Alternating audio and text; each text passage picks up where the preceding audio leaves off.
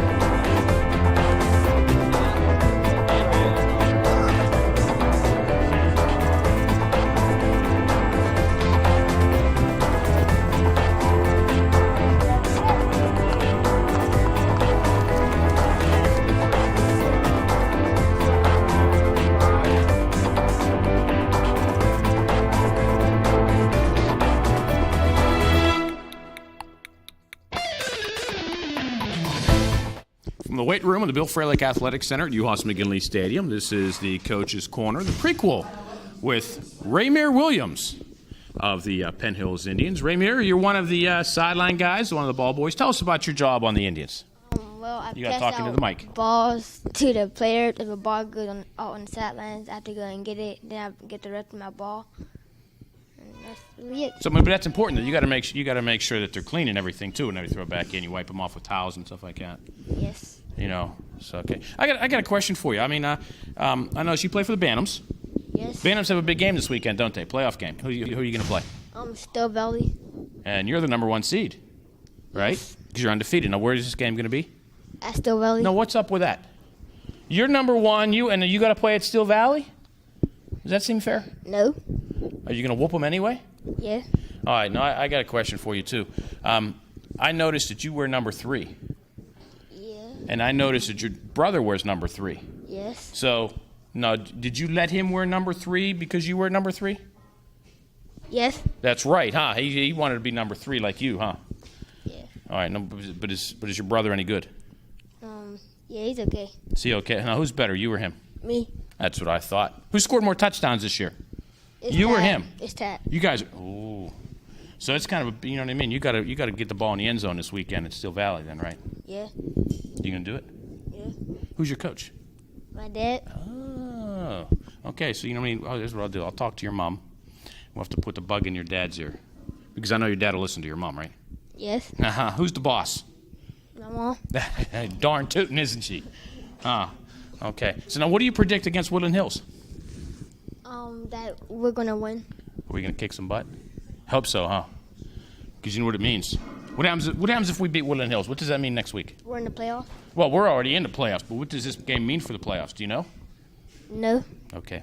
If we win, we get to play here again next week. If we don't, we got to go on the road. Now, what would you rather do? Would you rather play here or go on the road? Honestly, on the road, because this field is not that really nice.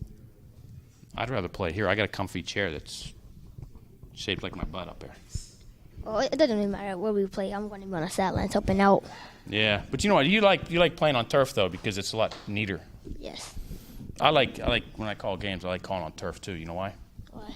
Well, because I can see the yard lines and the marks, and the jerseys don't get dirty. You know. So I want to who's taller, you or your brother? A brother? See your brother taller? Here, come on over here, Jay. Come on, hurry up. Come on over, Jay. Let's sit down here. Sit down over here with Ramir here, just a second. Sit down. You're not going anywhere. We're still testing the camera. We're still testing here. Okay, so anyway, Ray says you guys are tied for touchdowns this year? We are not tied. Is Ramir's in the lead? No, I'm in the lead. Oh. Okay, and how many, who has what here? I got about 11, and you have about 2. No, we're not counting throwing touchdowns. Oh. We're counting every time. Running? You I got got the ball about over the end zone. Over the goal line. 4, I think. So you got to pick up a couple this weekend there, Ray. Yeah, Okay. 4. No, how is it? You know, your brother says he let you wear number 3 because of him. I let him wear number 3. He got number 3 because my older brother, who played football, wore number 3. So I guess we all followed off him. So, well, you know what? That makes it easy for mom and dad that they don't have to learn a new number, then, right? Yeah. Okay, so you're wearing the red jerseys this weekend. Yes. See, no, we should have had your Bantam jersey on. I see you got your Bantam pads on, your practice pads. But I guess, you know what, you got to go to practice tonight, so you can't wear your game jersey tonight, huh? You know what, I saw that field. I was up there today. It's like underwater, so you're actually lucky you're going to go to Steel Valley. The Indians and the Braves are going to have to play in the Mud Bowl. You know. So, I don't know, but your brother will be there, right? Yeah. Does he root you on? Yeah. What does he say to you after games? Good job. Does he? Yeah. What do you say to him after games? Thanks. No, what do you say to him after his games? Good job. That's if he wins, though, right? Yeah. So he better get a good job this week, right? Yeah. Okay. Now, what's your prediction for Friday? That they're gonna win. Who's going to win? Penn Hills. Okay, and Jay, what's your prediction for Sunday? That Penn Hills is gonna win. All right, there we go. All right, well, thanks for helping us warm the camera up, getting this all ready to go and everything. You know, I mean, was it so bad? No. It's not hard, is it? No. So now, whenever you're a senior and you come up here and it's your turn, you're gonna say, you know what, I've done this before, and it's gonna be a piece of cake, right? Yes. Okay. You know what? I don't think your dad ever your dad had your dad on here one time, didn't he? I don't know. You want to interview your dad? No. Are you sure? Yes. You want to have your dad sit here and you ask your dad a question? No. You want to grill him about his upcoming game this Sunday or anything like that? No. Are you sure? Yes. Yes. Okay, but you know what? I have to do this anyway, just because, you know, I know your mom, and you know, you said your mom's the boss, right? Yeah. So for your mom's sake, we have to do this. We have to do this right quick, okay? Come here, Craig. Come on, sit down. Come on, sit down. No, go on there, Jay. Come on. See, Raymir. My hair look all right. I think you got one out of place there. No, see, Raymir's helping us warm up the camera here. Okay, so we got him down here. So anyway, he's predicting Penn Hills to win Friday, and Jay's predicting the Bantams to win Saturday. So the question we have to ask you is, who is the boss in the house? I'm going to have to go with the wife. Absolutely. Absolutely. So for those of you who are you probably get it at home, but we understand it. This is Coach Craig Williams of the Penn Hills Indians. That's his son, Raymir Williams. And that's one of our seniors, Jay Williams, of the Penn Hills Indians. It's a family affair. Something like that. Up here. So anyway, I asked Raymir, I said, you know, you guys are undefeated on the Bantams, and yet you still got to go to Steel Valley and play Steel Valley. Just kind of the way things work out sometimes, right? Unusual situation that the number 1 seed has to play the number 4 seed at their field, but be that as it is, we're going to still, you know, do what we do, come out victorious. At least that's my prediction. Well, Ray likes the idea because he won't be playing in the mud. I can agree with that. I don't like playing in the mud either. You know, our speed is on a dry field, so it should play to our advantage. Now, let me ask you this real quick here, because, I mean, I know how proud I am watching. I have a sophomore on the team. Proud I am watching him. You have to be doubly proud whenever you see what Jay does out on the field and you watch him grow into the fine young man that he is. And now you got Ray over there who's, you know, he's bringing up the rear, so to speak, but yet, you know, another fine young man. And, you know, you and the missus, you and Shell have to be very proud of the family that you guys have. Most definitely. I'm definitely proud of what Jay does, not only on the field but off the field too. You know, what he does in school, being an honor roll student and still being able to come out and do what he does on the football field to the best of his ability. You know, he listens well, very respectful. I couldn't ask for more, and neither of my sons, you know. Ray needs 2 touchdowns this week to tie Jay. He does? Well, we'll have to talk to the offensive coordinator about that, see if he can get him a couple touchdowns. Now, do you guys have like a little chart at home? Somebody have my touchdowns, your touchdowns there, Jay? You know, is there friendly competition or anything like that? Nah. They don't compete. That's one thing they do. They don't compete. They stay humble with each other. So they're all good. If they compete, I'll just have to break out my old tapes and, you know, show them how it really goes. Who helps more? Who? Does Jay help Ray more, or does Ray help Jay more? I think Raymir helps Jay more. You know, telling him about his technique, his hand, getting his hands right for him. You know, that's what everybody thought. That's what everybody kind of suspected, that one. You know, but hey, it's fun. Well, Raymir, thanks for coming and help us out here. Get the camera all warmed up and ready to go, and then pretty soon we'll turn it on and start taping. Okay? So then you get ready for your senior interview in a few years. What are you? What? You're freshman, sophomore? What? I'm still in middle school. Oh, okay. Well, you'll be here soon enough. Well, thanks for coming to meet with us, the Williams clan, Craig, Raymere, and Jaquan of all of the 2011 Penn Hills Indians. Thanks, Ray. From the weight room of the Bill Fralick Athletic Center, UHAS McGinley Stadium at Penn Hills High School, this is the Coach's Corner. Once again, along with offensive coordinator Corey Thomas, I'm Bill Navari. Corey, great to have you along for another week of Penn Hills Indians football. This week, after an 0-3 start, who would have thought that you'd come down to a game that meant something for the playoffs? This is it, a chance to be runner-up for the Big East title in 2011. First of all, I'm glad to be here, and I'm looking forward to Friday night's game against the Wolverines. It's going to be a very exciting game. I think our kids are prepared and are ready to go. It's for, like you said, it's for second place, home playoff game, and it's everything's on the line here. The thing about the Penn Hills Woodland Hills rivalry, and it is a rivalry, but it's not a rivalry out of dislike, a rivalry out of hatred that you want to go out and beat other guys. This is a rivalry where these kids are friends with each other. This is a rivalry where they go out and they hit each other hard, and after the game they pick each other up, and then they all go out together and do whatever, and they all wish each other the best. So it's kind of a weird kind of match coming up, but yet when you look at the Wolverines and George Novak in that organization, you have to give them a lot of respect and wish them well after the game. Yeah, you use your mic. Huh? I wish them well after the game. I played for George 25 years ago, and they have a great program over there. They have very great kids, and some of the kids I play with, their kids are coming through. It's going to be a very exciting night. Like I said, I was telling the kids earlier, I got 6 or 7 phone calls Thursday, 6 or 7 phone calls on Wednesday. So it's going to be a very excitable night, and hopefully we can come out with the win. Now, is this a kind of game where the kids are semi-familiar or more than semi-familiar with their opponents in the Wolverines? Because a lot of these kids have been playing each other since midget football. And that's how they know each other, and that's how they get to know each other. So there's, grudge matches from you beat us back 5 years ago, you beat us in the midgets in this game, and it carries on as they come up through the high school ranks. Well, you got to remember these kids play other sports too. You know what I mean? And like you said, when they were younger, they played against each other.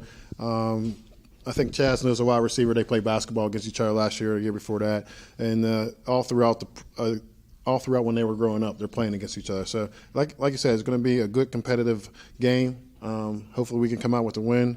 Hopefully we can have home field advantage next week in the playoffs and see what happens from there. Okay, with enough of the glad tidings about the love affair between the players, how do you motivate these kids to focus on the fact that they need to go out and beat this team? Impress upon them the fact that the game means something, and it means quite a lot. It means a home game next week or going somewhere on the road. And, it's a lot easier to win at home than it is on the road. So, how have you impressed upon them that this week as far as focusing on the matter at hand? You know what? For this week, it's pretty much easy. It's easy. They know it's Woodland Hills week. They know what they need to do.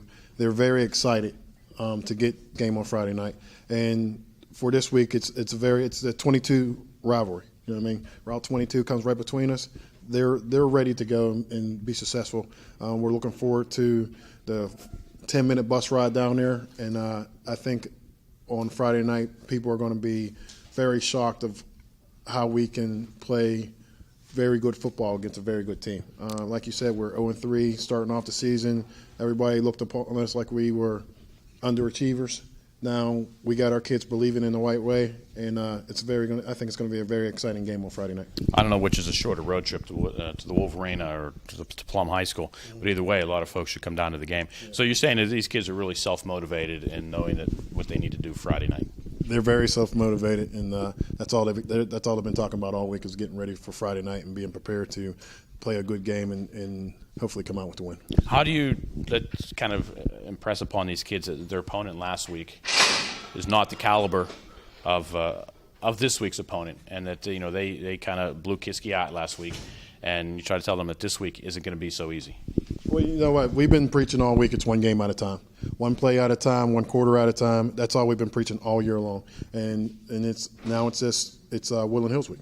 You know what I mean? So it's just one game, and hopefully we'll start off and we'll go one quarter, play first quarter, play second quarter, and at the end of the game, hopefully we're ready to go to have our second seed for the Eastern playoffs.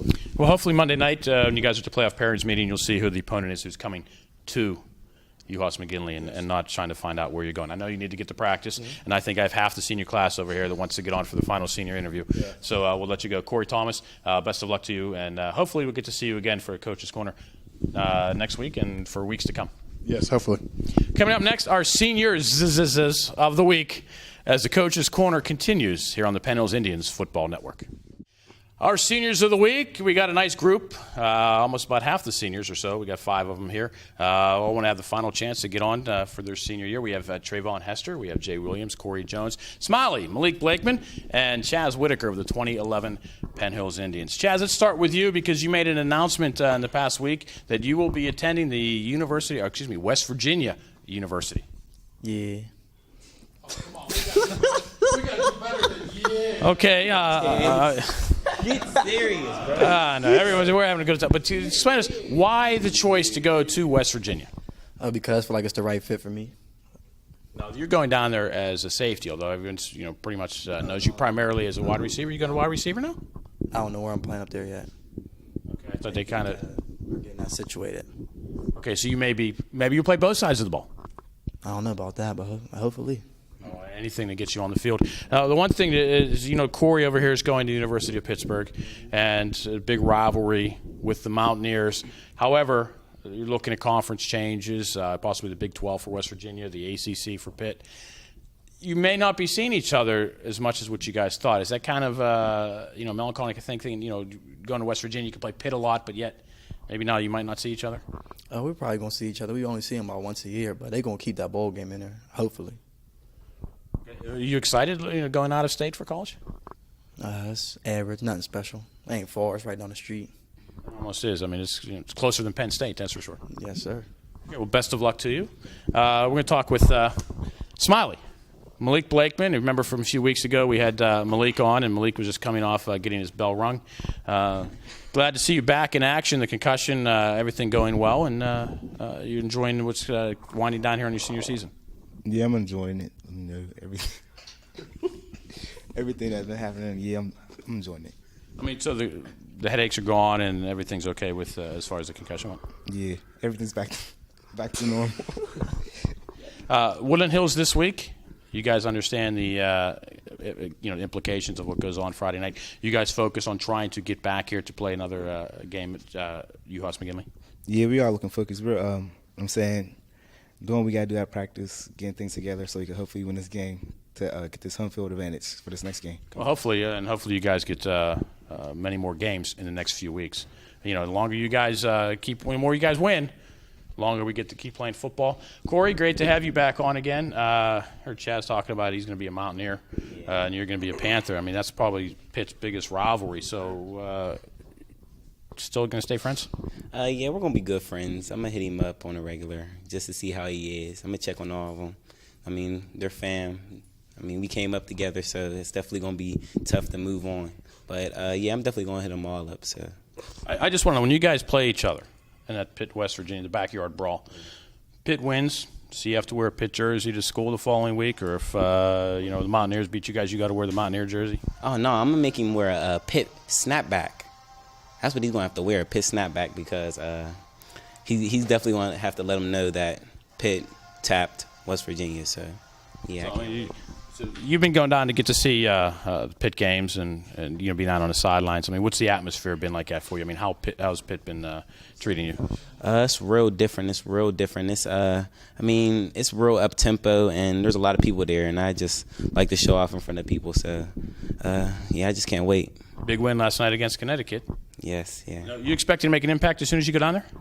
Yeah, that's what I'm trying to do. That's what I'm aiming towards. But I mean, they're telling me that they got my own type of package, and they're trying to put me on the field ASAP. So I'm just going to contribute my talent for them. So that's it.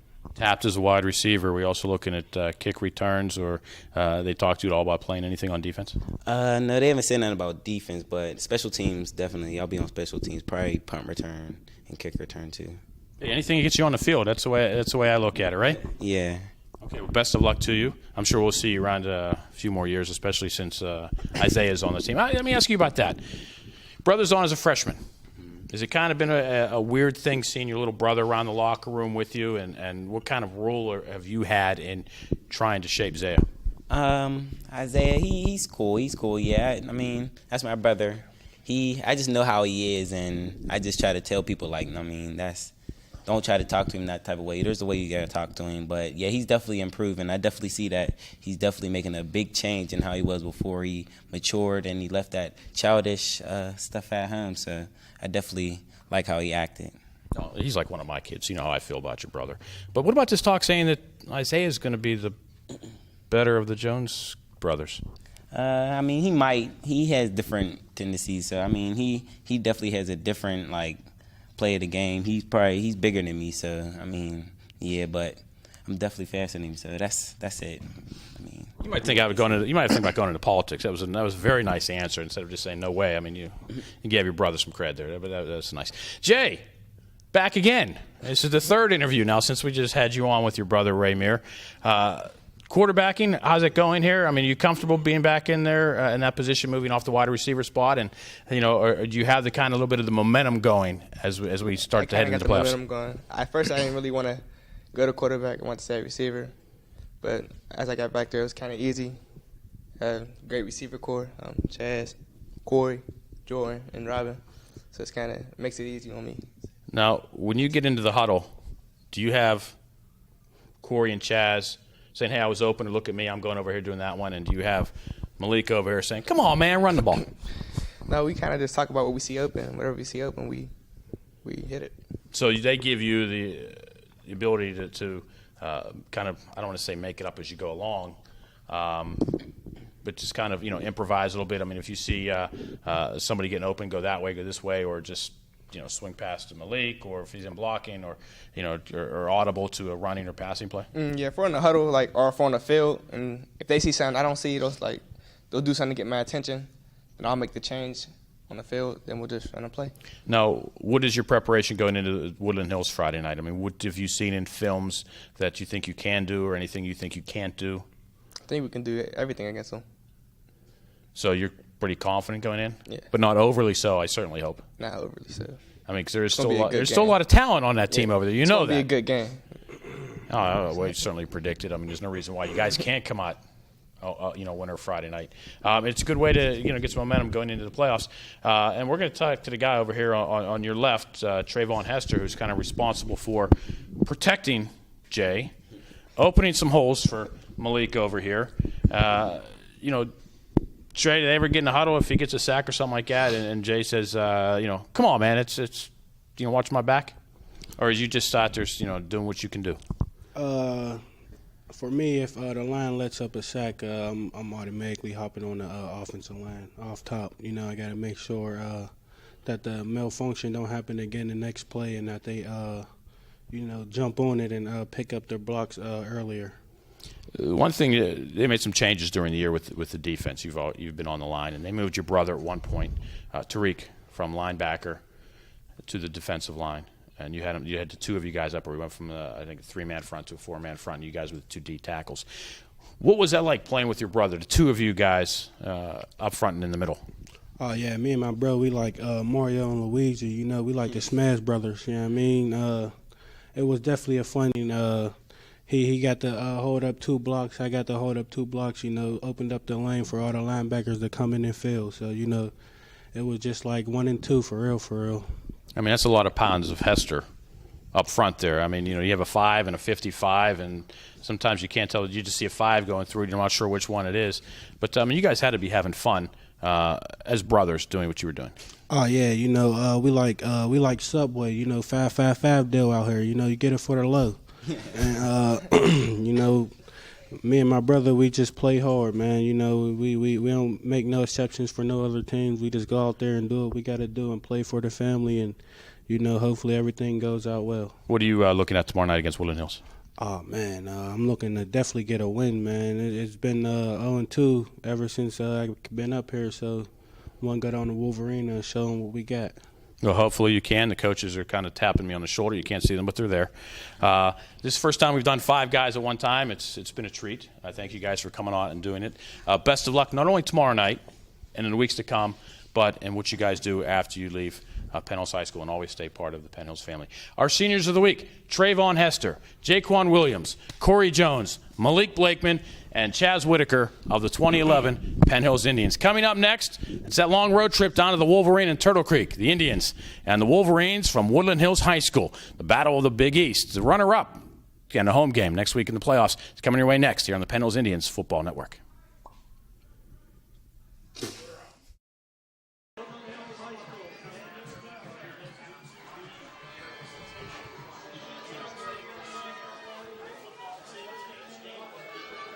From the Wolverina in Turtle Creek, Pennsylvania, tonight, the Penn Hills Indians take on the Woodland Hills Wolverines. A very pleasant good evening to you. Quickly, while we have the shot, Jay Williams, presented an award by the U.S. Marines, a part of the greatest rivalry in sports program here. Jay Williams, a 2-year starter, out there on the field. But tonight, the Indians and the Wolverines battle it out for second place in the Big East Conference. The winner tonight will get a home game in next week's WPIAL playoff opener. The loser of tonight's game is going to wind up going on the road, taking the road trip. Beautiful field here in the Wolverina. They a couple of years ago. Absolutely gorgeous. Seats on both sides. It is a true stadium. A nice concession stand on to the our right behind the end zone. You'll probably have some shots of it later tonight. Beautiful turf. Kind of thing we need at Penn Hills, right here in Turtle Creek, and hopefully it's the kind of thing that we will see in the future. Penn Hills captains on the field from left, Chaz Whitaker, Trayvon Hester, Jay Williams, and number 9 is Corey Jones. Indians in the gold helmets, white jerseys, white pants. The Wolverines tonight in the turquoise helmets, black jerseys with turquoise numbers, and they got white pants tonight. The fans doing a white out. I mentioned that they should have mentioned to the Indians. The Wolverines could have worn all white tonight, and the Indians could have come dressed out in their home reds. Nonetheless, we have a pair of white pants tonight. But with the weather we've had this week, fortunately we're playing on the artificial surface here on the field turf, so the numbers, the jersey should stay clean, and we'll still be able to read the numbers. The Indians coming to tonight's contest with a 4-4 record. 1 loss in the Big East. The Wolverines 6-2 overall with 1 loss in the Big East. Both teams losing to the Central Catholic Vikings. Indians won the toss. They've deferred to the second half. Wolverines, 5 turnovers last week and a loss right here in the Wolverine at Pine Richland. The Rams took advantage of those turnovers and played very well all around to knock off the Wolverines to drop them to 6-2. Fortunately, though, for the Wolverines, it was a game that didn't matter anything. So if you're going to give up 5 turnovers, I'm sure they would have rather done it last week than tonight here against the Penn Hills Indians. Indians, of course, hoping that the Wolverines will assist them tonight and turning the ball over again. But the Indians are going to have to take advantage and make their own breaks. Play the kind of game that they could play to take advantage of an opportunity here to finish second in the conference and get a playoff game next week. So the Indians' defense will take the field first. We will go over some offensive stats when the Indians' offense takes the field. The Wolverines will get the ball first. They will be moving right to left. Corey Jones will be kicking off for the Indians.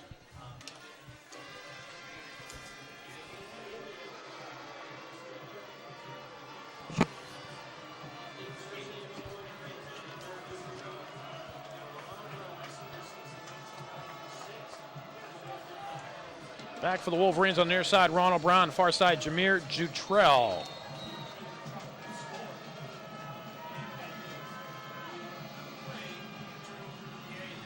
And we are underway. The up man taking it at the 20-yard line. That's Mike Caprera. Caprera, the linebacker, going to the right side. Ran a long way, got nothing on the return. The Wolverines will start off at their own 20-yard line. Pat Menifee, the leader of the Woodland Hills offense, the quarterback. Another fine season for him, the senior. Watch him to go to his favorite target, number 1, Shaquem Alonzo, the big wide receiver who will split to the near side of the field. Menifee, number 11, comes up under center, has an I formation. Has Dutrell deep, Brown up front. And it's going to be Dutrell looking for somewhere to go, and he's going to lose yardage right off the bat. Jamel Livingston coming up to make the tackle to drop him for a loss of 2. And the Wolverines are looking at a 2nd down and 12 at their own 18-yard line. They tried to come to the left side of the field, but Livingston broke across the line, brought him down from behind. And was able to drop him for a loss of 2. Jamel Livingston stayed at home and read the play and made the tackle.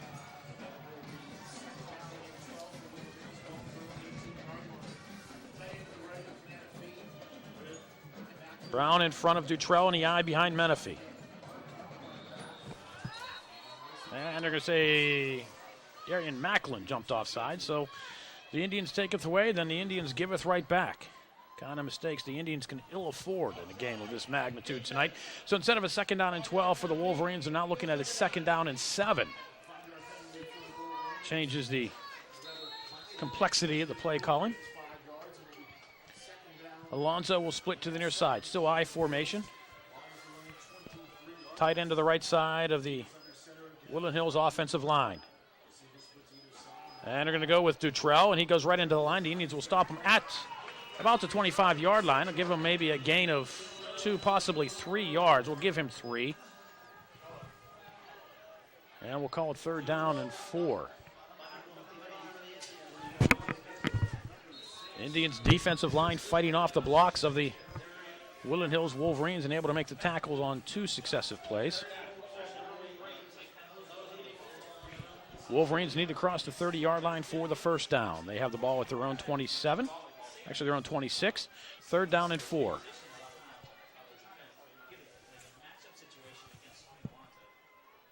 Menifee rolls to his right. Play action. Under pressure from behind. Looks. Throws the ball downfield. And a pass. Caught by Alonso at the 38-yard line. It'll be a 1st down. Using that big 6'5" size.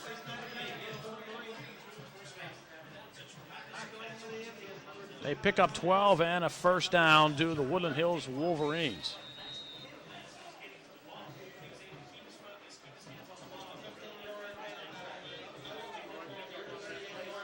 So Woodland Hills now with a fresh set of downs at their own 38-yard line. Clock running, 9:50 to go here, opening quarter. We are scoreless opening possession of the game. The Woodland Hills Wolverines and the Penn Hills Indians. First man through is Brown.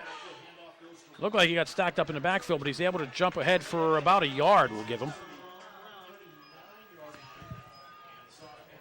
Wolverines trying to call on Dutrell, and they give it to the up back Brown, and Brown just able to pick up nary a yard.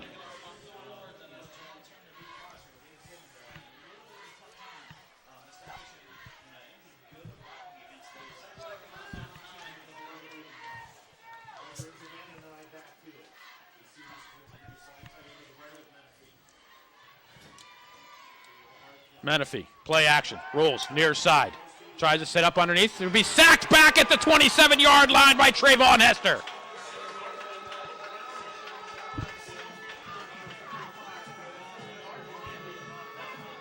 Big sack on the play. It looks like they tried to set it up to Alonso on the near side.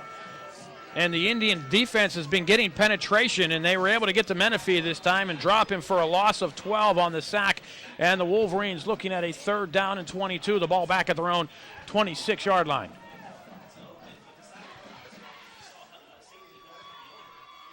Big Trayvon Hester, able to get in to 6'3", 290 Hester. Playing the left defensive tackle, big number 55. Menifee has Brown in the backfield. I'm sure he just said, no, we will hand off to Brown.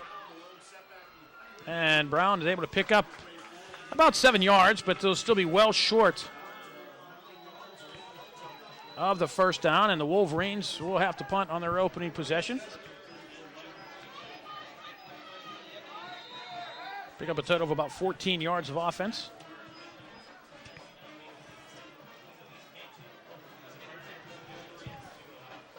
Menifee, quarterback to kicker, and boots this one short to the right and went into the stands on the right. The Indians should have great field position when they get the mark on this one. This one should be, oh, that was an absolutely horrible spot. The spot's going to be at the 50-yard line, but the ball went out of bounds at about the 45 in the bleacher. It hit in the bleachers about the 45-yard line. Ball probably went out of bounds closer to the 40. But either way, the Indians have great field position on their side of the 50-yard line. Quarterback Jay Williams from the shotgun. We'll have Jones come in motion. We'll join him in the backfield along with Blakeman. No, excuse me. We have Tots. Jones this side, looking for somewhere to go. Needed a block, looking for more blocks. Jones will do a nice job to pick up a yard, actually. Joined in the backfield by Aaron Bailey. But Jones looked out there and saw a sea of turquoise and somehow managed to pick up a yard when he should have been dropped for probably a loss of 3. So the Indians now with a 2nd down and 9. They cross the midfield stripe at the Wolverine 49-yard line. Clock running, 7:15 to go here.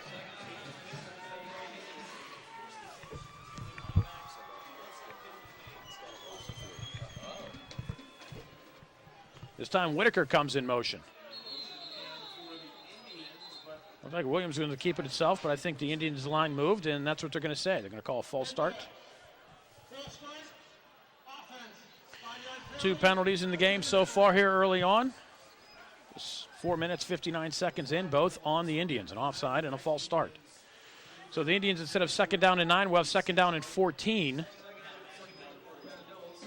I think we'll probably see Williams go to the air here.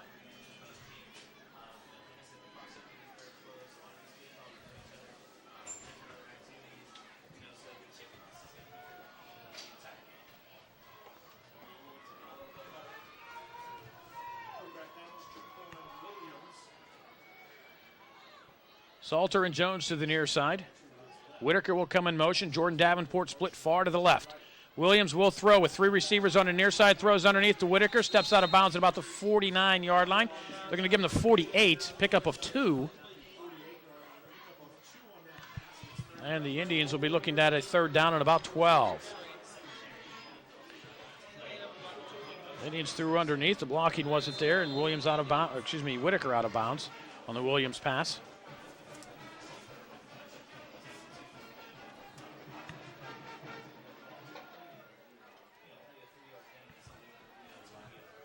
Of course, for those of you who are catching this broadcast early Saturday morning, if you're heading to the Penn Hills JV game, the JV game has been moved from Penn Hills to the Wolverina.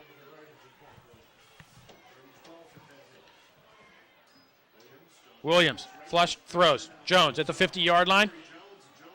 Out of bounds for maybe 2 yards.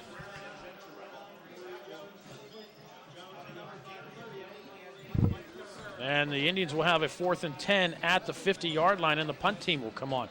Indians unable to take advantage of the great field position given to them by the Menifee punt.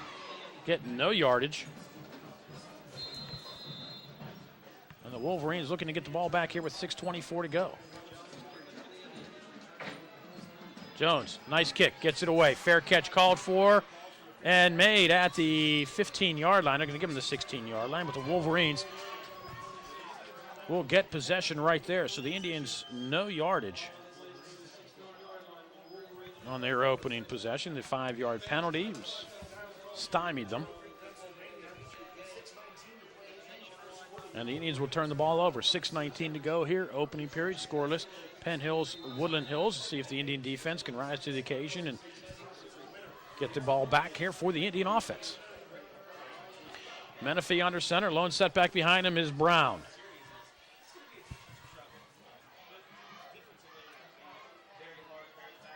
Menifee, wide receiver screen, throws the ball out of bounds. Is that going to be a pass, or are they going to mark that as a lateral?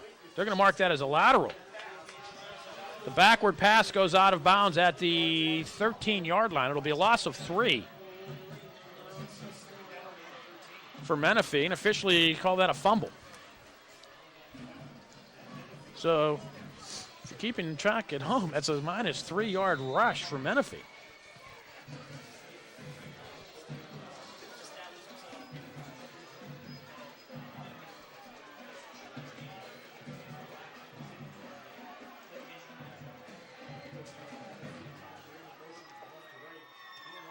Keep it on the ground to the Wolverines.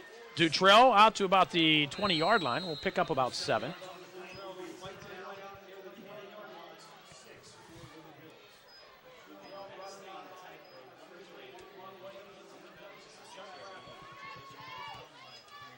So the Wolverines will have a third, and we'll call it 6.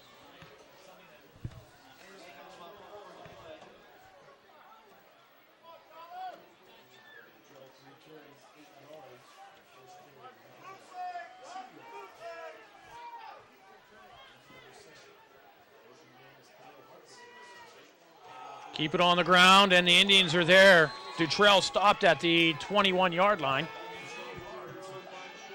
And the Wolverines will have to punt once again, turn it into a defensive stalemate here early on.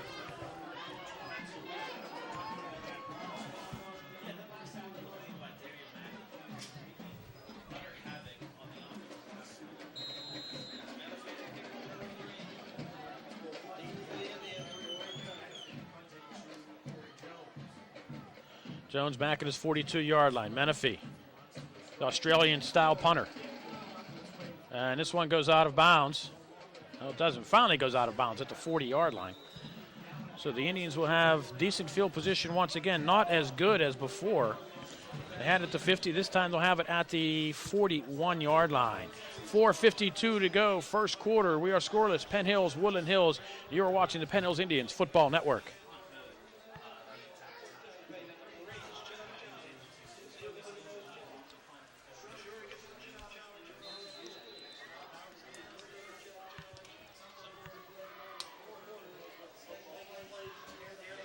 The Indians coming to the line on a 1st and 10 at their own 41-yard line. Williams looks like he's going to run the option, does. Pitch back. Bailey across the 45, needs a block, gets to the outside, has a first down, knocked out of bounds at the Wolverine 44-yard line. 15 yards on the option to Aaron Bailey, and a Penn Hills Indians first down. Each team now with 1 first down here in the quarter. And the Indians with their deepest penetration so far at the Wolverine 44.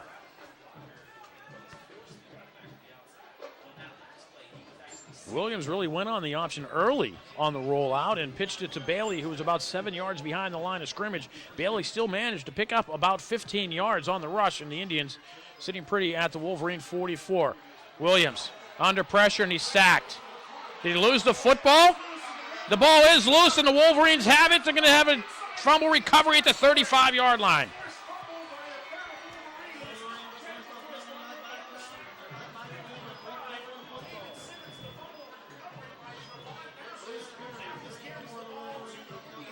First turnover of the game goes the way of the Wolverines. They get the break. They have the ball with 4:34 to go in great field position at the Indian 35-yard line.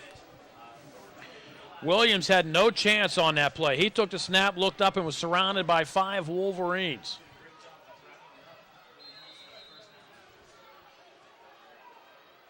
And the Wolverines jump off sides. So the ball will get marked back to the 45-yard line.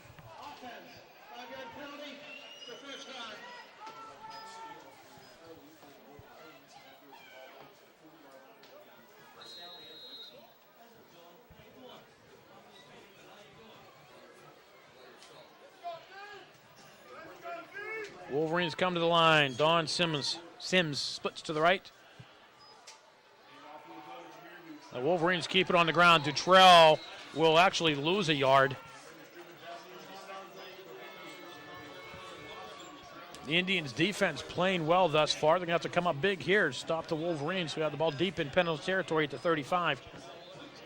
A false start and a loss of 1 now gives the Wolverines a 2nd down and 16. The ball at their own 41. Clock running, 4:05 to go here. Opening quarter, we are scoreless. Penn Hills, Woodland Hills at the Wolverine and Turtle Creek. Menifee, straight drop, looks right, throws that way down the sideline, has a man in the pass, intercepted by the Indians. No, Corey Jones unable to hold on to it. Excuse me, no, that was Smiley, Malik Blakeman. But Blakeman had excellent coverage had the inside lane, was just unable to hold on to the interception. Harry Randall, the intended receiver for the Wolverines, and Woodland Hills with a 3rd down and 16, the ball at their own 41-yard line. Malik Blakeman coming off the concussion. They call him Smiley because he's always smiling. Had great coverage on that one. And the Indian defense going to have to come up big here again on a 3rd and 16. Menifee again with the straight drop. Looking, has a lot of room to run near side. Macklin in pursuit, needs a block. Macklin able to pull him down from behind and keep him short of the 1st down to the 31-yard line. Menifee picks up 10 on the scramble. And the Wolverines will have 4th down. We'll call it 7. The ball at the 31-yard line, 32-yard line.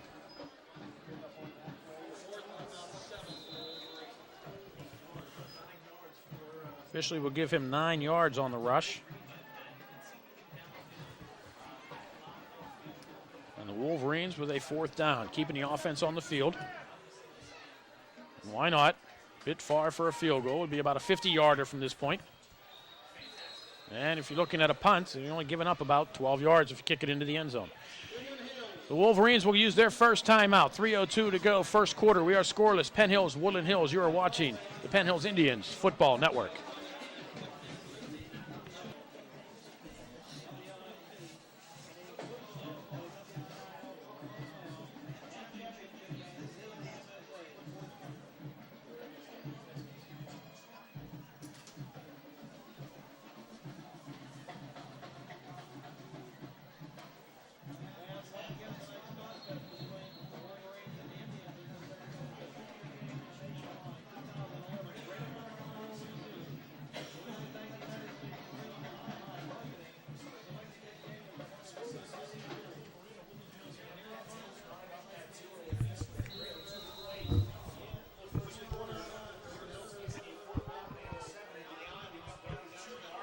Following the timeout, the Woodland Hills Wolverines come to the line on a 4th and 7. Ball at their own 32-yard line. Menifee.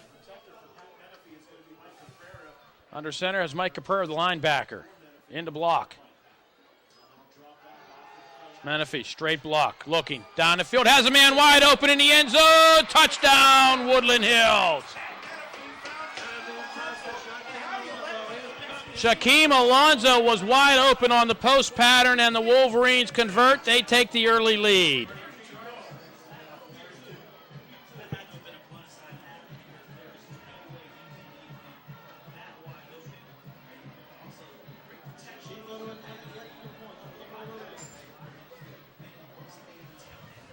Obviously, that had to be some sort of blown coverage by the Indians. Shaquem Alonzo still making a beautiful catch in the end zone. The kick is up and good. 2:55 to go. 1st quarter. Woodland Hills 7, Penn Hills nothing. You are watching the Penn Hills Indians Football Network.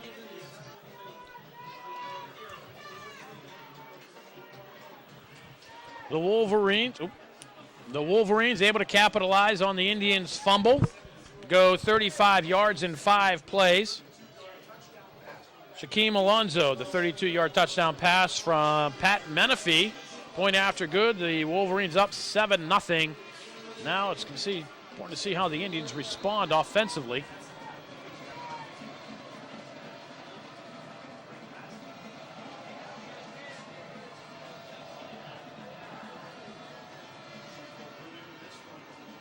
Short kick goes out of bounds. They keep this one away from Corey Jones. The Indians will have it at their own 35-yard line.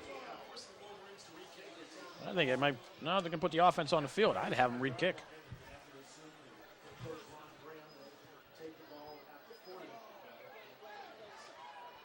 Procedure on the kick, the ball will be placed at the 35. 1st down, Penn Hills.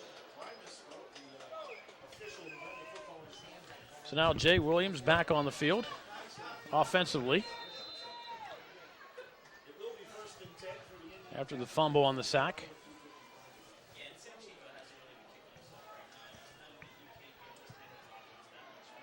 Very fast moving 1st quarter, 2:55 to go. Williams pitches underneath. Corey Jones, nice job to not have the ball go over his head. Picks up a yard, maybe 2. Give him 2 yards to the 37. And the Indians will have a 2nd down and 8. The pitch a little bit high. Jones able to get that paw up and hold on to it. It would have been another devastating fumble for the Indians. And the Indians go to the line, no huddle. Giving Jones a nice cushion on the near side. Jones will go in motion, join the fray. Now he comes back out. Aaron Bailey underneath, looking for somewhere to go. There is nowhere to go. And the Wolverines hold him for no gain, and Penn Hills looking at a 3rd down and 8 at their own 37-yard line.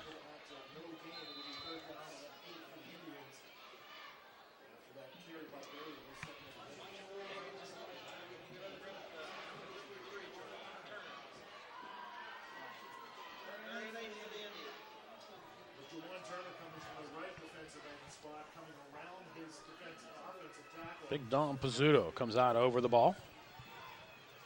Williams from the shotgun.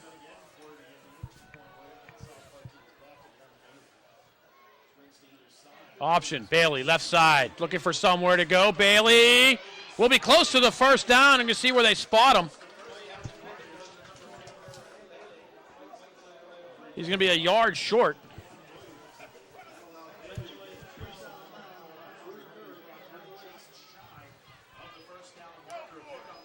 The Indians will keep the offense on the field. Oh, now the punt team comes on. I think the Indians might need a timeout here. Yep, they will use a timeout. 1:27 to go, first quarter. Woodland Hills 7, Penn Hills nothing. You are watching the Penn Hills Indians Football Network.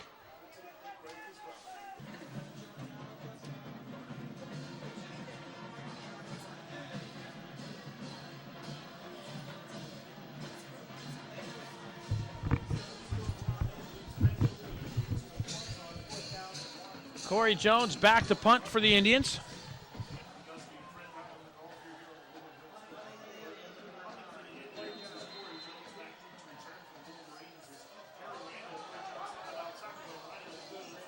Jones will kick it. He faked the fake. And Blakeman unable to keep it out of the end zone, but the Wolverines will start at their own 20-yard line. Looks like Corey Jones looked for an opportunity to go. And then pulled up and punted. Fortunately for the Indians, it did go into the end zone.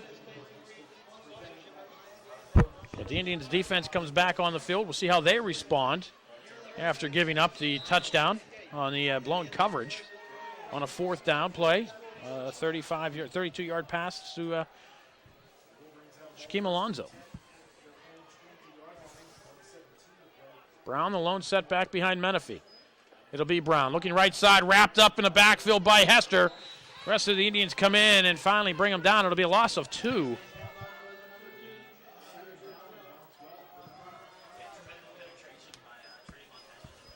Hester getting the penetration so far early on here in quarter number 1, which is has less than a minute to go.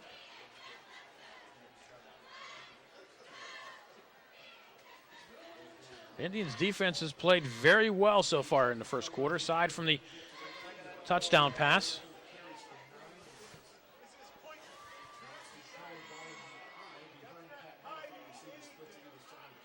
Menifee on an end around here. Damon Reed unable to make the initial tackle. The ball loose and will go out of bounds. They're going to roll him down. They're going to say Harry Randall was down before he fumbled the ball. So it'll just be simply 2 yards for Randall. Damon Reed tried to bring him down with the shoulder. Reed was able to get away from the first hit, and the rest of the Indians came in. Reed came in on the follow-up, knocked the ball loose, but the officials had ruled that Randall was already down. And that'll do it for quarter number 1 as time expires here at the Wolverina. After 1, Woodland Hills 7, Penn Hills nothing. You are watching the Penn Hills Indians Football Network.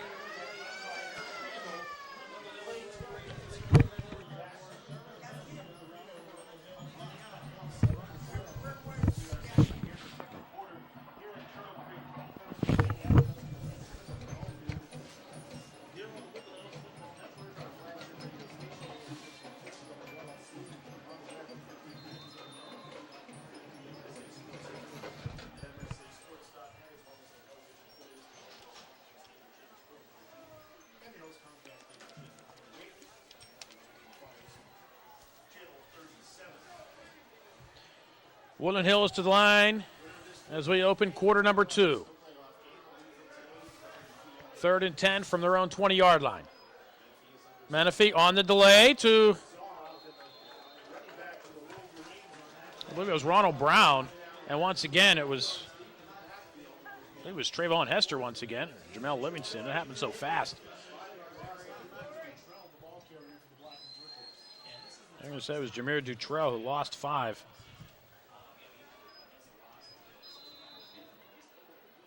In fact, it was Trayvon Hester who just got himself right in the backfield quickly. Wolverines will come on to punt. Indians should have good field position. Ball will bounce at the 45. Jones will let it roll, and it'll keep rolling inside the 40 to the 37-yard line. The Indians will start with 11:15 to go in the first half. They trail the Wolverines by 7. The Indians' offense stymied thus far.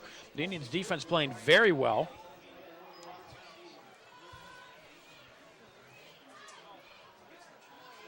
The only touchdown, the Wolverines taking advantage of an Indian fumble on a sack.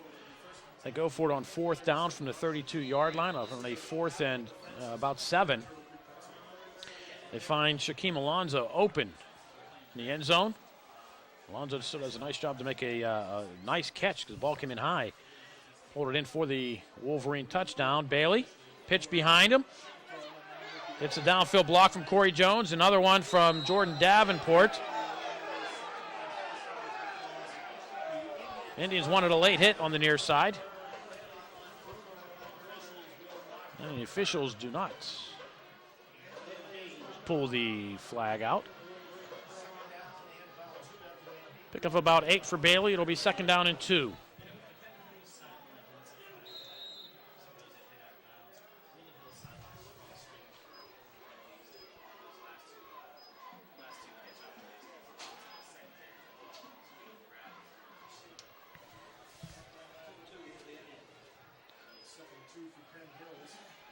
Jay Williams keeps himself, pitches it at the last moment to Bailey, and Bailey will spin ahead for the first down.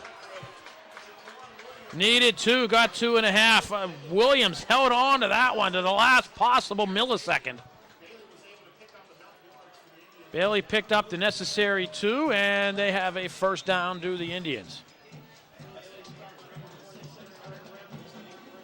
Only the second first down of the half for Penn Hills. Likewise, the Wolverines have 2 first downs. Their second first down coming on the touchdown. That's how they score them. Because the back's play actually got enough for the first down, even though it was a touchdown. Bailey, Indians finding something that works, gets to the outside in Woodland Hills territory, spun down inside the 45. Bailey will be brought down at the 42.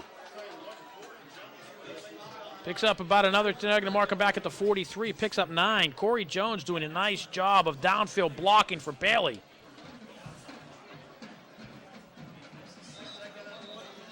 And it'll be 2nd down and 1. The Wolverines will use a timeout. 10:05 to go, first half. The Indians on the move, but they trail the Wolverines by 7. You're watching the Penn Hills Indians Football Network.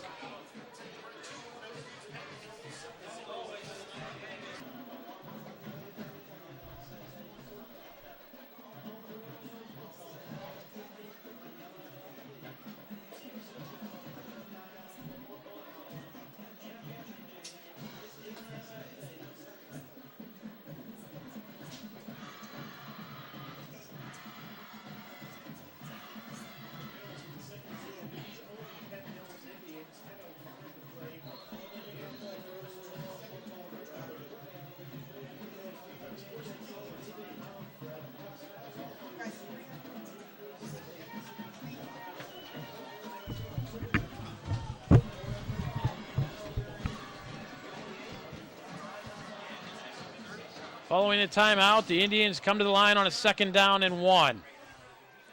Wolverines using 2 timeouts so far. The Indians 1.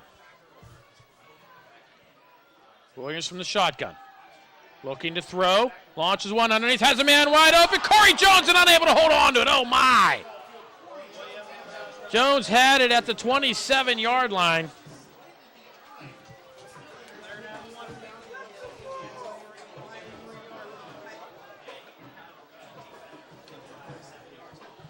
But fortunately for the Indians, that was on a 2nd down and 1, not a 3rd or 4th. Now, knowing Corey Jones, he's got himself a little fired up here, looking for some redemption.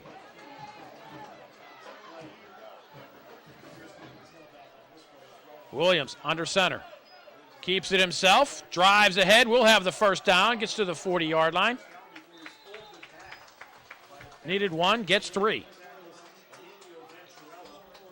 Follow the blocking of big Dom Pizzuto. Dommy, 6'0", 270 pounds. And left guard Trayvon Hester, 6'3", 270. 290.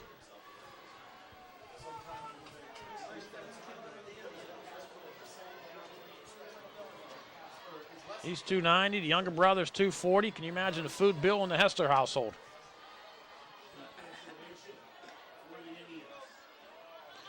Williams from the shotgun. Blakeman to his right.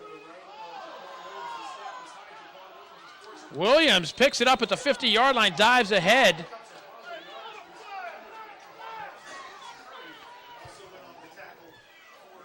Indians will lose about 6 on the fumble. Some confusion on the snap count.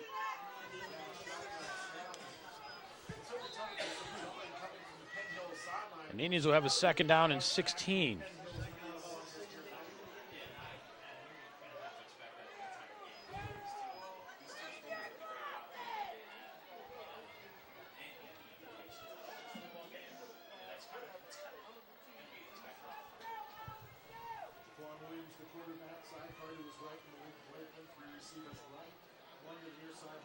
Williams steps to his right a little bit, throws underneath, has Corey Jones this time at the 45, excuse me, that is Jones, at the 35-yard line.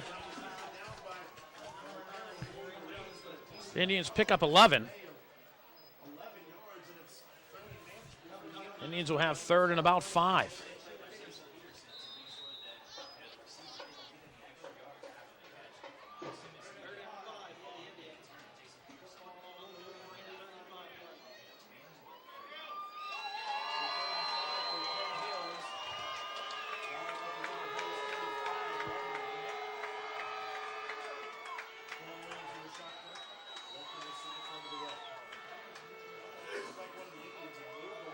Williams, quick pass, and it's batted down, almost intercepted.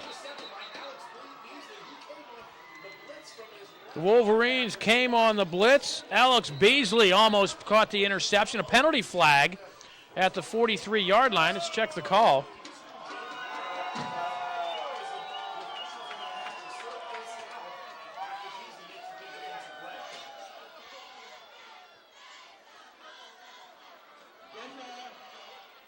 Unsportsmanlike conduct on the deep on offense. 15-yard penalty, 4th down. So they're going to call an unsportsmanlike conduct penalty. I didn't see what happened. Check the replay off on the Woodland Hills broadcast to our left. They tried to get that one to Chaz Whitaker. I didn't see anything on the replay to indicate what the call was. Jones will come on to punt.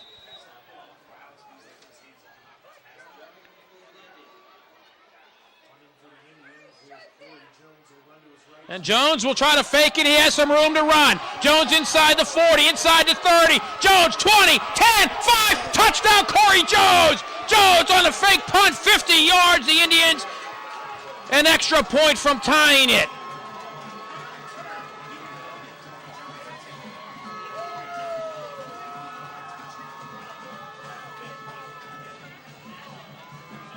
Jones was looking for redemption on the dropped pass, has it there on the fake punt. I mean, that was 4th and a long way to go. And Jones just took off and away he went. Oh my.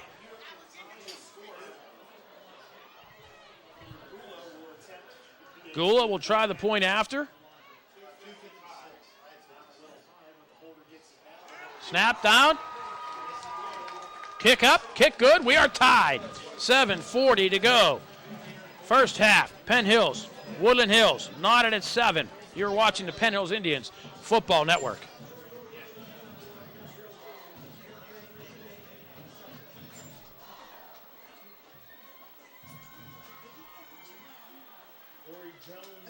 50 yards, big punch. Run over the end zone for a Penn Hills touchdown.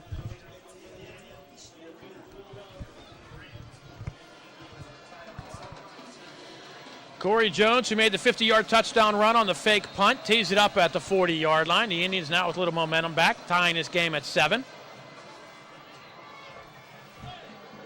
Kick taken at the 10-yard line. And the Wolverines will get a nice return.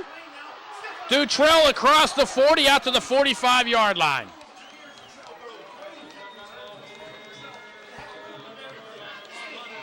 They're going to give him the 46. The Wolverines answering the touchdown right back with a nifty return by Jameer Dutrell. And the Wolverines starting near the midfield stripe.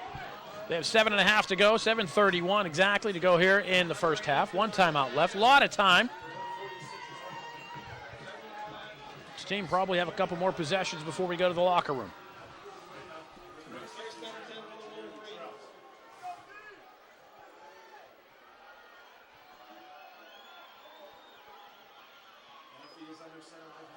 Dutrell, who had a nice return with a nice run inside the 30. Dutrell being chased from behind by Williams, brought down inside the 10-yard line. It'll be first and goal, Wolverines at the 6.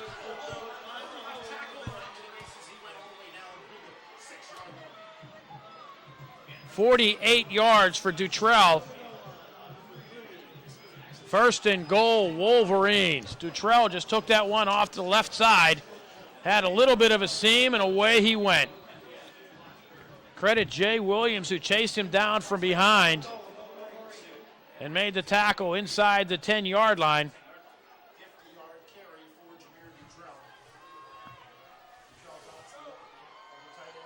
Dutrell tries to follow up the run, gets wrapped up from behind by Hester the younger, but he'll get down to the 4. We'll pick up 2.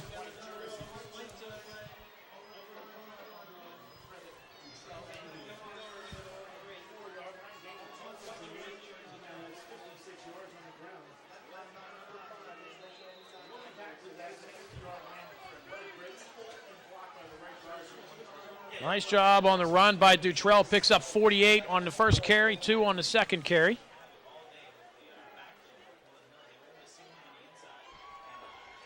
And Dutrell once again gets even closer to the goal line.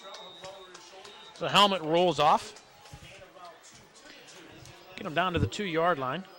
Another 2 yards for number 2, Dutrell. And it'll be third down and goal. Tariq Hester had his helmet rolling along the field. Fortunately for the younger Hester, his head wasn't in it. Official timeout. Oh, Hester fixes the helmet.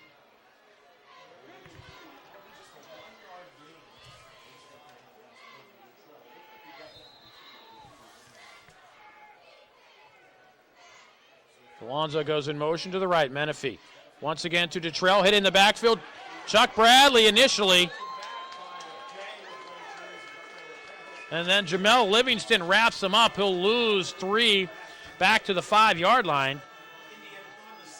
And it'll be fourth and goal, Wolverines from the 5. Expecting to put this one up in the corner of the end zone to Shaquem Alonzo. Is my guess a little fade pass to the corner to Shaquem Alonzo? No. They're going to come in with the field goal. Well, that's why I don't get paid the big bucks. Wolverines set up to attempt an 21-yard field goal. Kick is up, and the kick is good.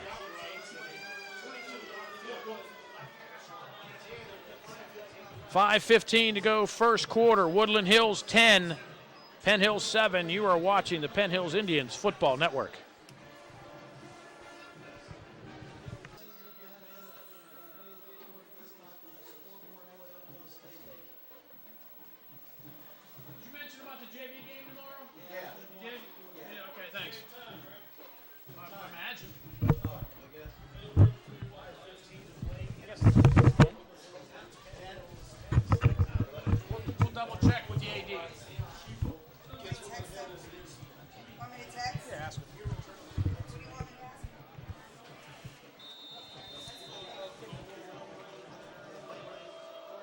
49-yard drive for the Wolverines to get the 21-yard field goal.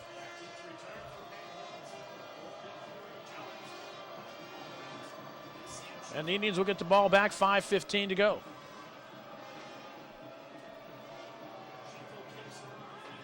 This one will stay in bounds.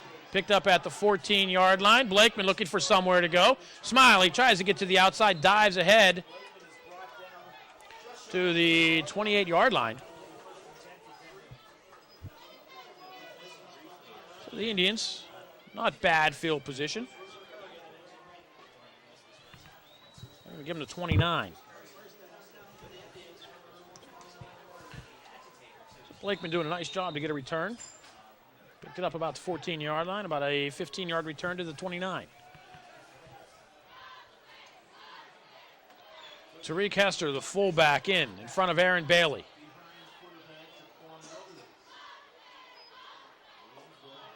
And they'll go right side with Bailey, who looks like he may get just back to the line of scrimmage. Mike Caprera on the tackle for the Woodland Hills Wolverines. Caprera, the 6'1", 210-pound senior. I'm sure you will hear more things to come once he graduates.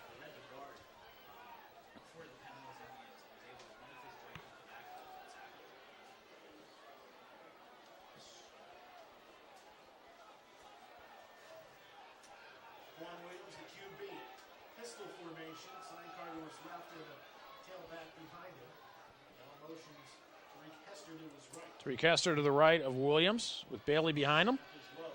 Play action. Williams looks, pumps, rolls to his left, looking for somewhere to go. Flushed out of the pocket, has a little bit of room.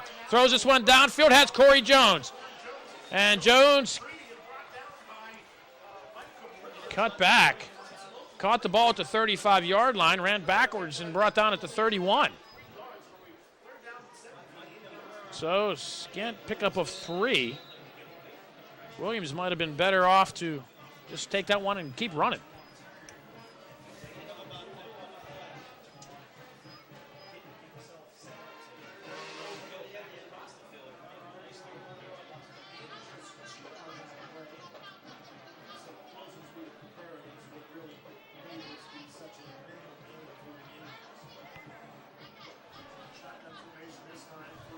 Indians 3rd down and about 7. Whitaker will go in motion. He'll run into the backfield. Williams, straight drop, ball batted, and it falls incomplete. It looks, and if they don't throw, they knocked down Savon Salter after the play from behind. Bruce Curry, who threw the elbow in on a play that wasn't called for, a little chippy once again, and gets away with another call, and the Indian punt team will come on.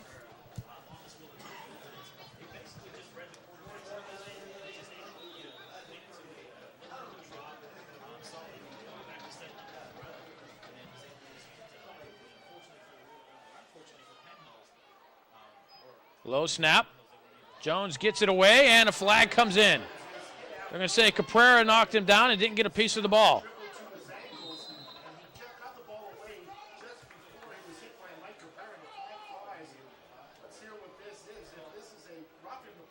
If it's going to be a rough, they're going to call it a running into the kicker. It's going to be a 5-yard penalty, and they're going to re-kick.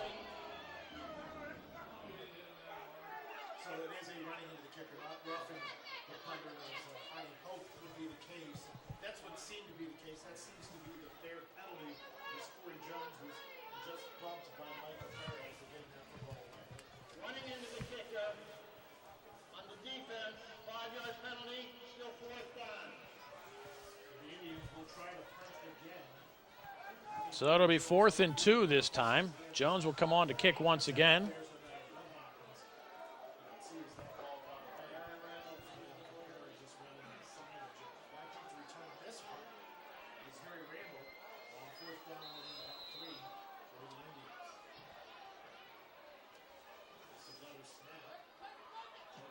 Jones, nice kick. Fair catch called for and made it to 25-yard line.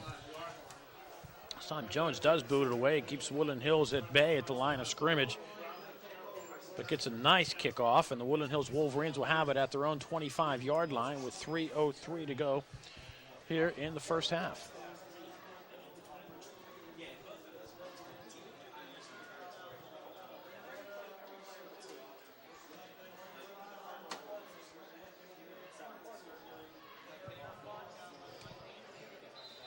So the Wolverines so far in the first half seems gotten the benefit of some non-calls. And that's the way it goes in football sometimes. Sometimes you get the call, sometimes you don't. Menifee, play action, rolling to his left, under pressure. Hit by Hester. And does get the ball away. Damon Reed on the coverage on the far side. Pass was intended for Tyreek Jackson. And it'll be incomplete. Menifee been running for his life back there when he throws the ball. So far here in half number one.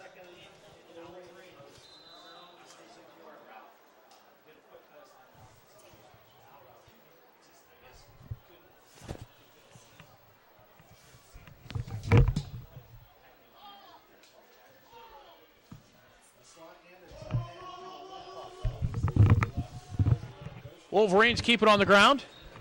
Maybe a yard by Dutrell. And we'll call it 3rd down and 9.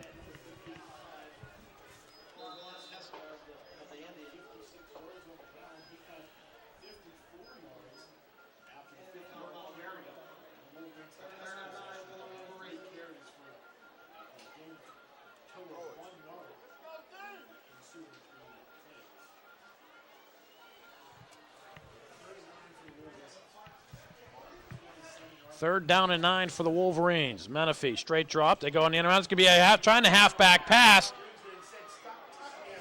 The Indian defense was there. Breaking up the pass was Trayvon Hester, at least the attempt of the pass. Forced Tom Green to tuck it under and run. Picks up about 3 yards, but the Wolverines will have to punt. Indians might do well to use a timeout here and stop the clock instead of letting the Wolverines run this one down.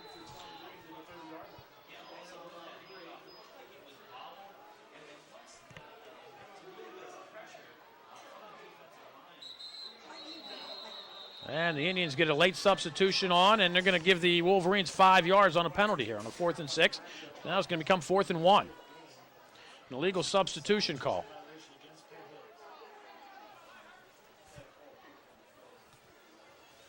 Dead ball, illegal substitution on the defense. That'll be a 5-yard penalty. Replay 4th down. The Indians making some mental errors here.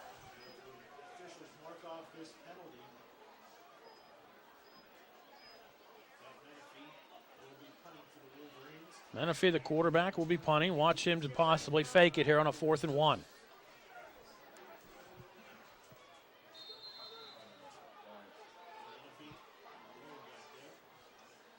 High snap, Menifee does indeed kick it away. Jones will watch this one bounce, picks it up at the 29-yard line, and goes down immediately. Didn't have any room there. As soon as he got that ball, a couple of Woodland Hills Wolverines were right in front of him. But the Indians will have 90 seconds to go in the half. The ball at their own 30-yard line. The Indians are able to get on the scoreboard here before this half runs out. They'll also have an opportunity to extend the lead because they get the ball to start half number 2.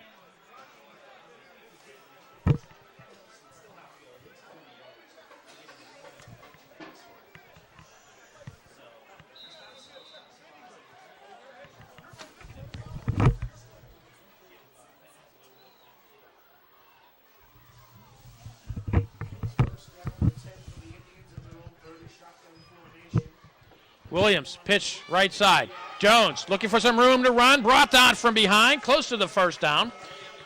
Does have the first down. The clock will stop momentarily while they move the sticks. The Indians need to get quickly to the line. 1:22. The clock will run as soon as the sticks get set.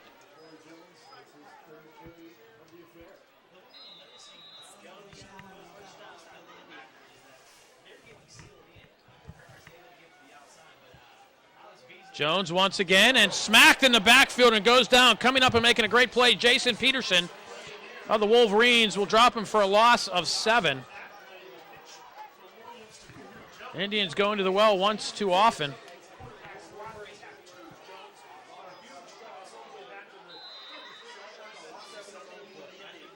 And the Indians taking a lot of time to get a play going here with under a minute to go.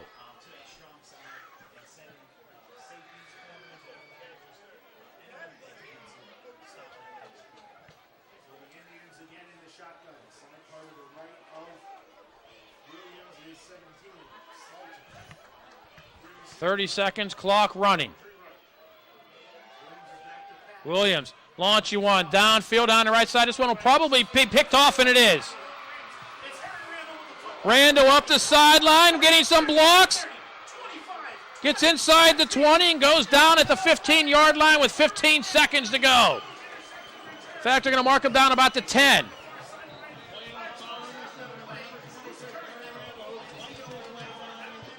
There's a penalty flag at the 45-yard line. This is going to be a defensive call. There'll be a break for the Indians if it is.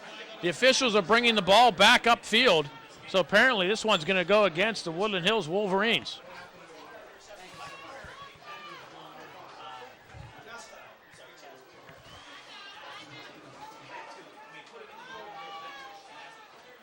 If it's a pre-possession foul, the Indians will keep the ball.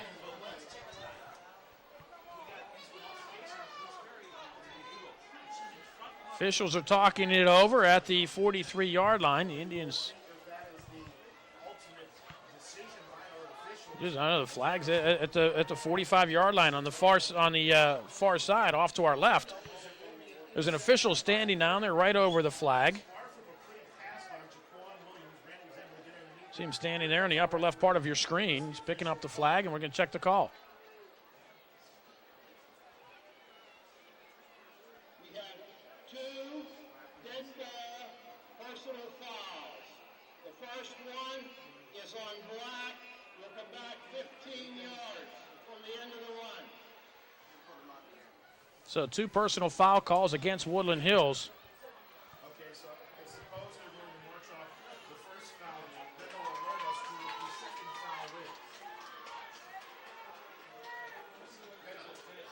And they're going to mark 15 back the other way. Now we have a dead ball personal foul on White. That'll be assessed from that point, half the distance to the goal, and a first down. So, okay, Woodland Hills Wolverines have the ball at the 13-yard line. Whatever all that all meant. So, in essence, 2 personal fouls. They didn't offset because they were dead ball. 15 yards marked off against Woodland Hills, and then half the distance to the goal against Penn Hills, so it wasn't actually a 15-yard penalty against Penn Hills.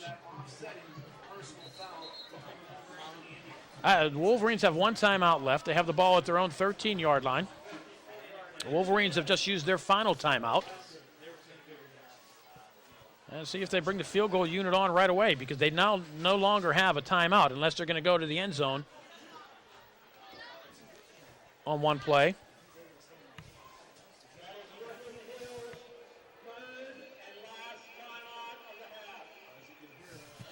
Looks like the Chinese staff looking. Okay.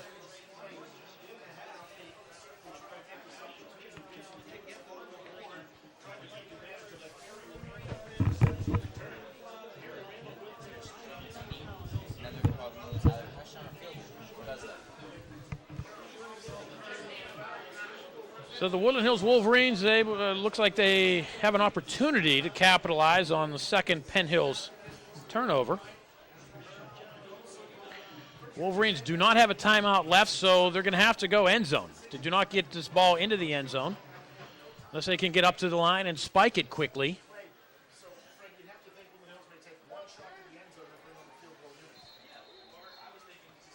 Now this may come the fade pass to Alonzo into the end zone. Kid's 6'5". And we'll bring the offense on.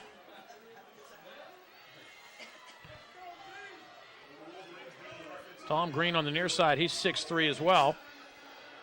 So he's 6'3", Alonzo is 6'5". Menifee rolling to his left. Under pressure, throwing one to the corner of the end zone. This one thrown out of bounds. And into the fence, it looked like goes Alonzo. I think Whitaker might have given him an extra little push there after the play.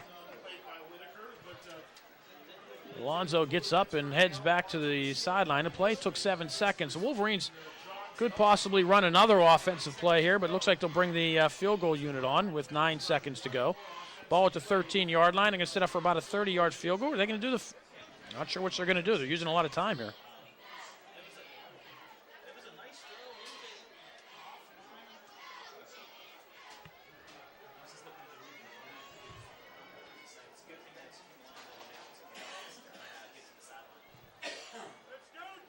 Oh, the Wolverines will indeed run another play.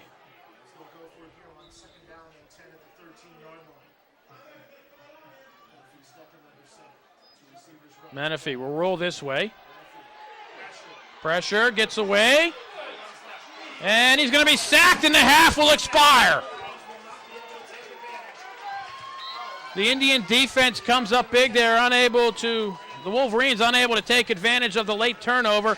And the half will expire with the score, Woodland Hills 10, Penn Hills 7. Stay tuned. Second half action coming your way next. You are watching the Penn Hills Indians Football Network.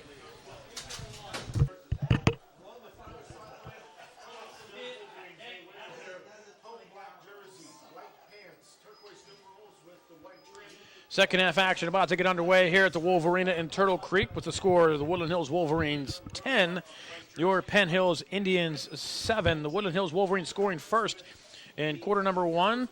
Shaquem Alonzo holding a 37-yard pass from Pat Menifee on a 4th down play from the 32-yard line.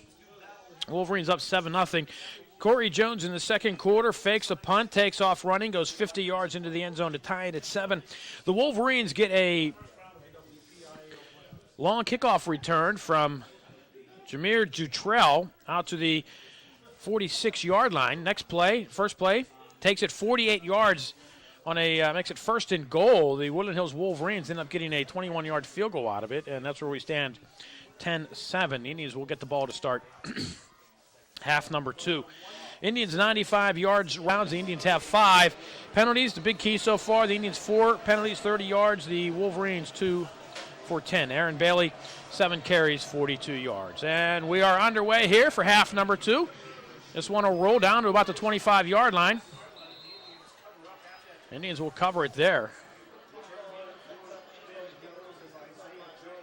Isaiah Jones falls on it. Corey's little brother, the freshman, got his hands on the ball. So the Indian offense will start 1st and 10 at their own 26-yard line.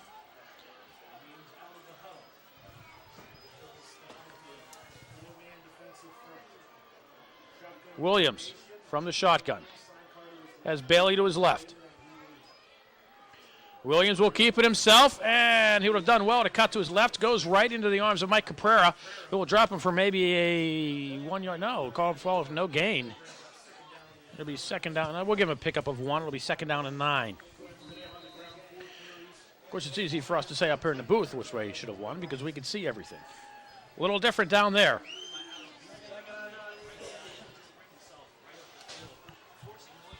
Again, the winner of tonight's game will be the conference runner-up and get a home game next week.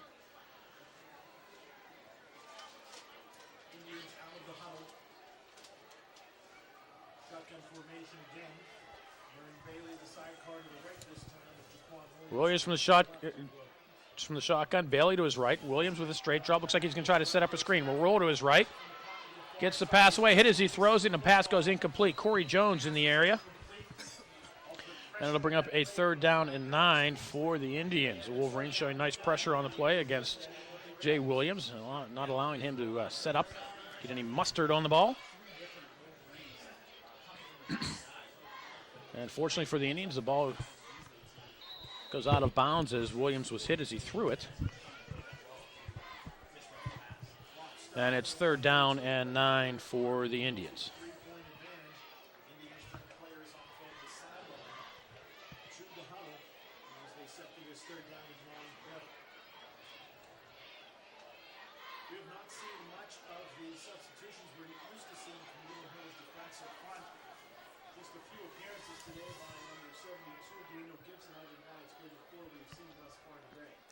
Jay Williams rolls this way, sets up, throws, has a man, and a pass in between Davenport and Whitaker. Appeared to be some confusion on the routes, and the Indians will go 3 and out early here in quarter number 3. And Corey Jones will come on to punt. The Indians on a 4th down and 9.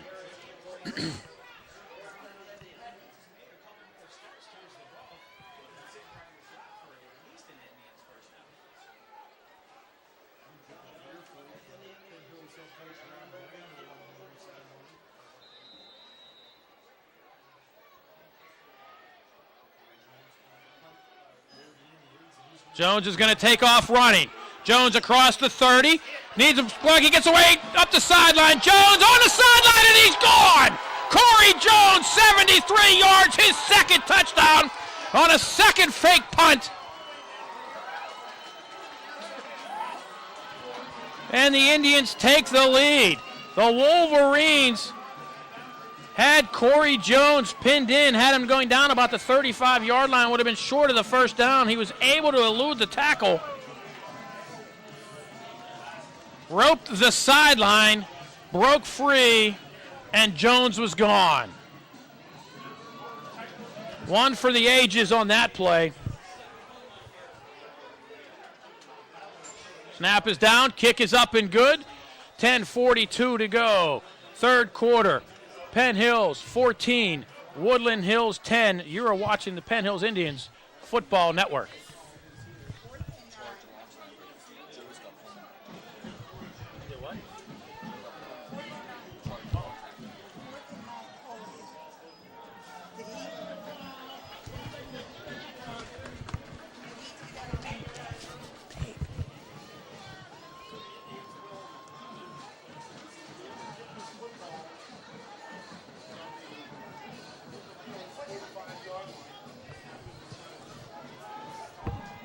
The Wolverines charged with a personal foul on the point after. They rushed the snapper. They roughed snapper Joe Navari. It'll be a 15-yard penalty on the kickoff. The Indians will be kicking off from the 50-yard line.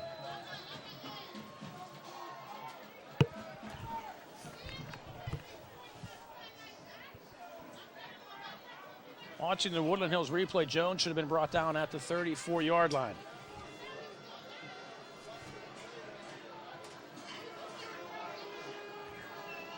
And he just went up the sidelines and he was gone.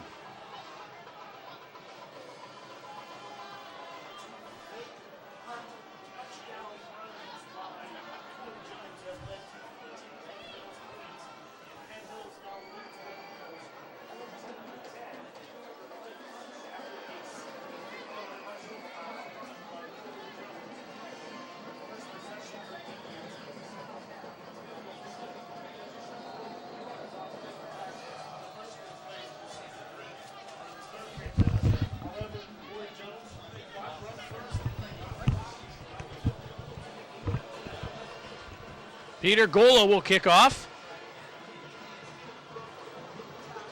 Going inside the 5-yard line, and the Wolverines will be pinned inside their own 20. They'll start at their own 19-yard line.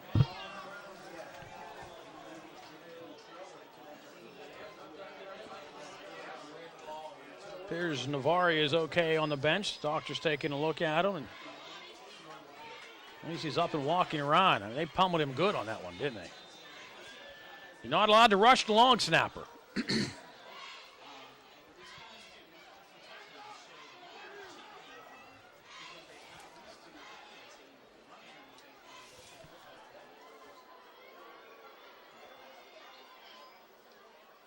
Dutrell looking for somewhere to go. Tariq Hester stops him for no gain.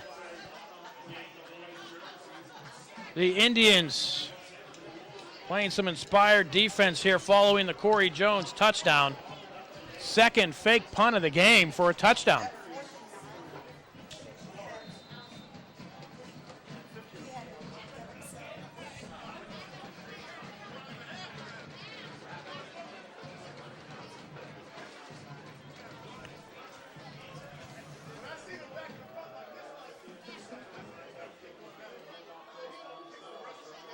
And the Woodland Hills Wolverines again can get nothing.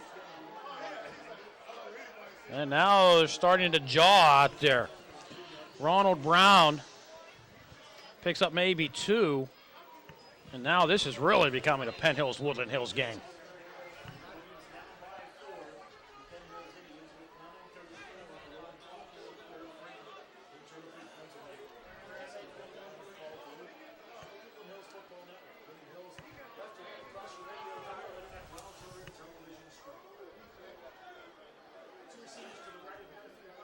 Menifee under center. Third and long. Straight drop. Looks. Under pressure, steps up in the pocket, hit as he throws, and the pass is complete. Gasson catches a hit as soon as he gets the ball, but it'll be a first down for the Wolverines. Getting up slowly for the Indians is Tyler Wendleton. Ball will be at the 39-yard line. 18 yards on the pickup, and Wendleton is down. Let's take a break. 9:06 to go, third quarter. Penn Hills 14, Woodland Hills 10. You are watching the Penn Hills Indians Football Network.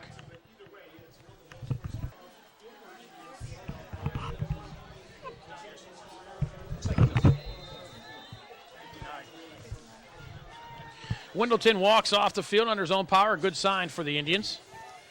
We got the wind knocked out of him on the hit.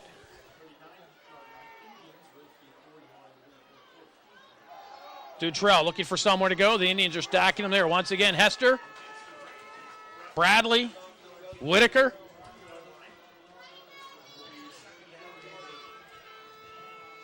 It'll be second down and 9 for the Wolverines.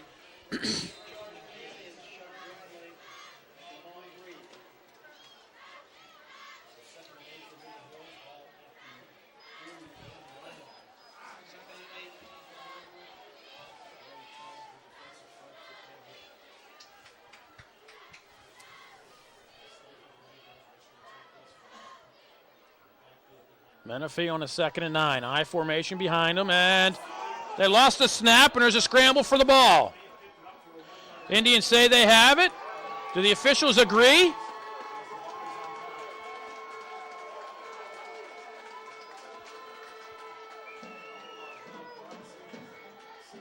And Chuck Bradley comes up with the football, and still waiting for the, yep. Officials come over, get the game ball from the Indian side. So the Indians will have possession. The fumble coming with 8:04 to go here in the third quarter. Indians having it at the Woodland Hills Wolverine 42-yard line.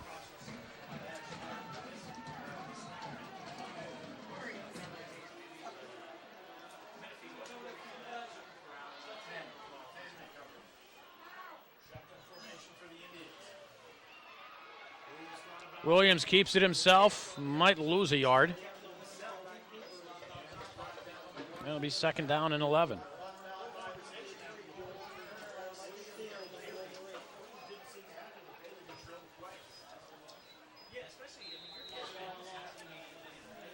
Looked like a little bit of confusion on that. Where'd you get popcorn? All right, Bob, you got Joel some popcorn. What a guy.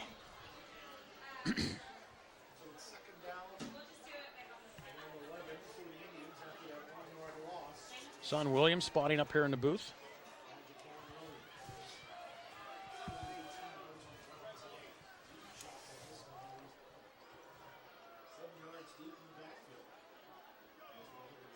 Williams, options, Bailey, right side. The Wolverines are there, and he's going to be dropped at the 50-yard line. A loss of 7 on the play.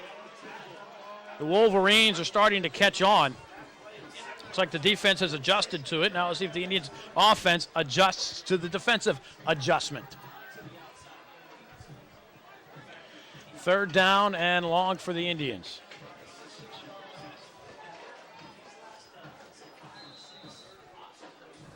It's going to be third down and about 17. Bailey will lose 6. Williams gets the play call from the sideline.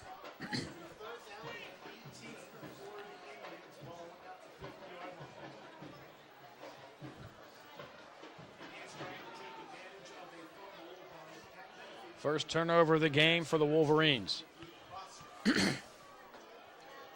Indians hoping to take advantage. Not doing it so far. Set the screen underneath, and the pass is picked off by Caprera.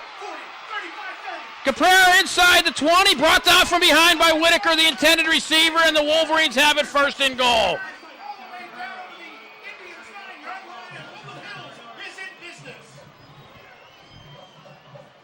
Caprera stepped in front of Whitaker and fought him for the ball.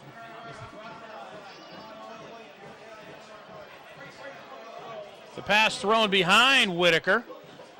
And Caprera able to come up with it and Down the sideline he went, and fortunately for the Indians, Chaz Whitaker with the blazing speed was able to bring him down inside the 10-yard line at the 9. First and goal, Wolverines.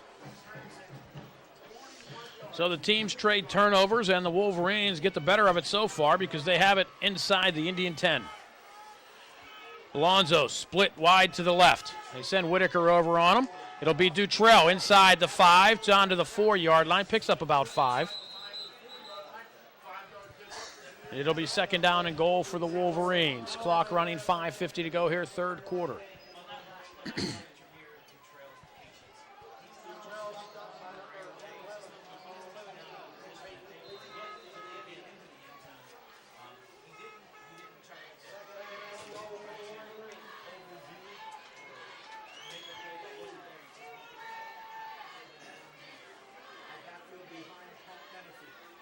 Alonzo comes in motion right side. Dutrell looking for someone to go. Be brought down back at the 5-yard line, loses a yard. So it'll be third and goal now for the Wolverines.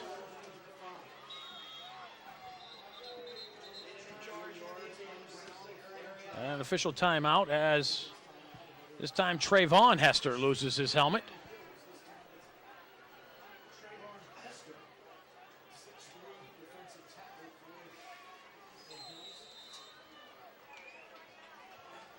Shaquem Alonzo will split wide to the left. I formation behind Menifee. Whitaker goes over to give Damon Reed some help on Alonzo. Menifee rolls, throws into the end zone, a pass too high. Incomplete, was intended for Tyreek Jackson, but it'll bring up a fourth down for the Wolverines from the 5-yard line. Looks like George Novak will keep the offense on.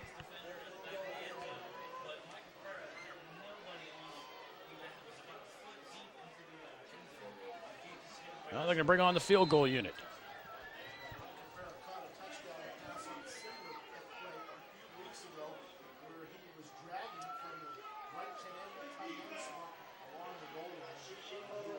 It's going to be about a 22-yard attempt for Sam Schifo. Sam Schifo, excuse me. High snap, they get it down, the kick is up. And the kick is no good.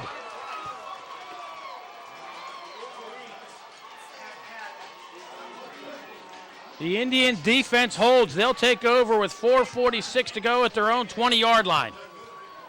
The Indians dodge one there. Went just wide to the right. The official underneath that goalpost. Very animated and vehement in his ruling that it was not good.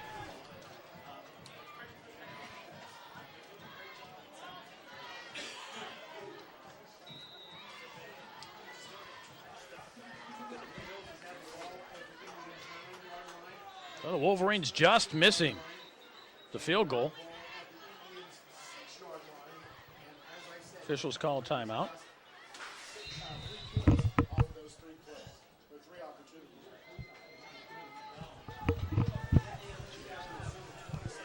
So the question was, why did the Indians get the ball at the 20-yard line instead of at the 5? Well, inside the 20-yard line, when you attempt a field goal, if it's no good, the offense gets the ball at the 20. Outside the 20, they get it from the spot.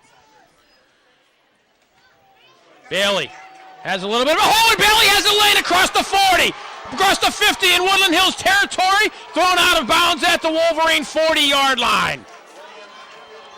40-yard run for Aaron Bailey and the Indians in business. That's the way you respond. And the Indians showing some life now following the turnover. The defense coming up big, and really, you got to credit the Indians' defense so far here tonight. They've played extraordinarily well, giving up only 10 points so far to this Woodland Hills offense. The one touchdown on a blown coverage on a 4th down and long. Other than that, the Indians have played remarkably well. Tariq Hester slipped in the backfield as he got the ball, will be tagged for a 1-yard loss. It'll be second down and 11.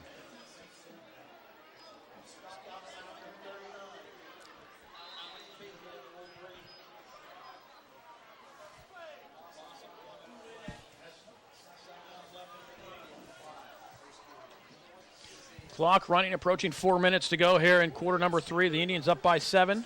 Their first lead of the game.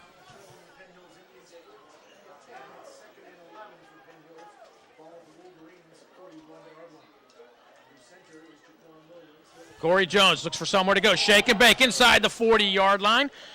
Picks up 2. So the Indians now looking at a 3rd down and 9.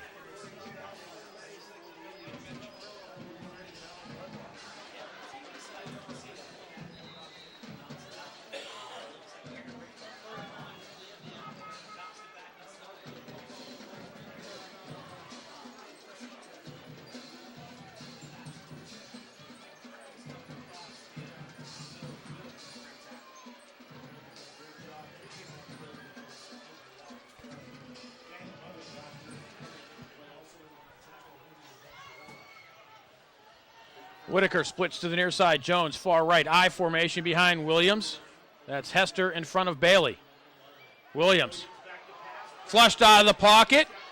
Williams will pick up a few. Will be short of the 1st down and may keep the Indian offense on the field as he gets down to the 34-yard line. Picks up 5. Indians will have a 4th down and 4. I think the Indians will keep the offense on the field. At the very least, at least try to draw the Woodland Hills defense off sides if you're not intending on running a play. Maybe try to get the Woodland Hills Wolverines to help you a little bit there.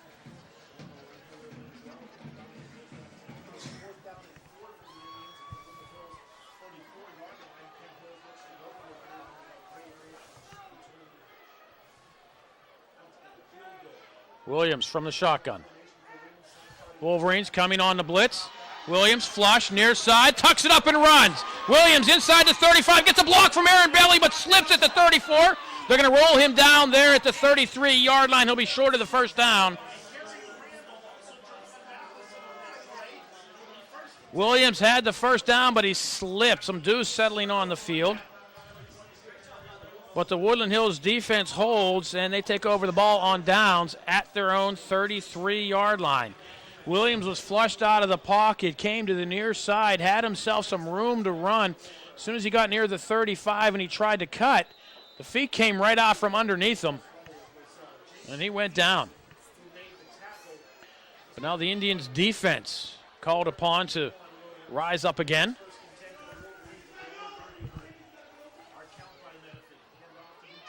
Dutrell looking for somewhere to go, and he'll get out to about the 34-yard line for a gain of 1. The Indians defense playing very well. The Woodland Hills Wolverines and those tough running backs really unable to get anything going here so far tonight. Dutrell did have the 48-yard run in the 2nd quarter, which set up the Wolverines' field goal. So Jamel Livingston limps to the near side.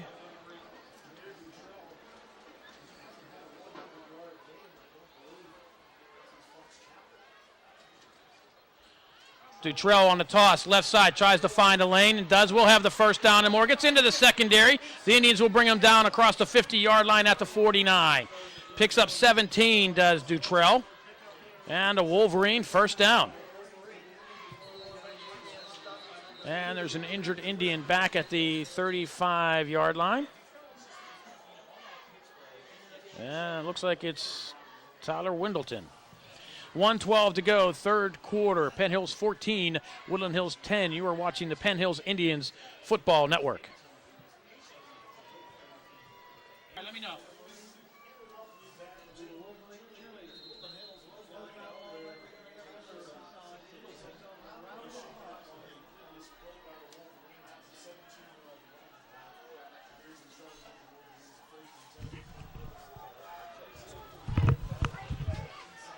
Wolverines keep it on the ground. Ronald Brown following the timeout.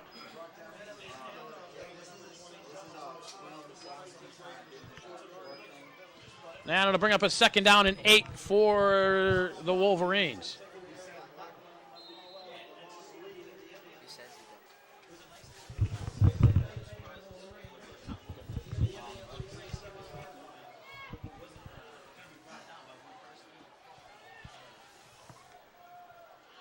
Menifee, play action, rolls near side, looking to try to launch one downfield. Has a man wide open in the secondary. First down, Wolverines inside the 30 to the 25-yard line. Tyreek Jackson found himself a seam, and the Wolverines with a first down at the 25. Indians did not get the pressure on Menifee that they've had so far tonight.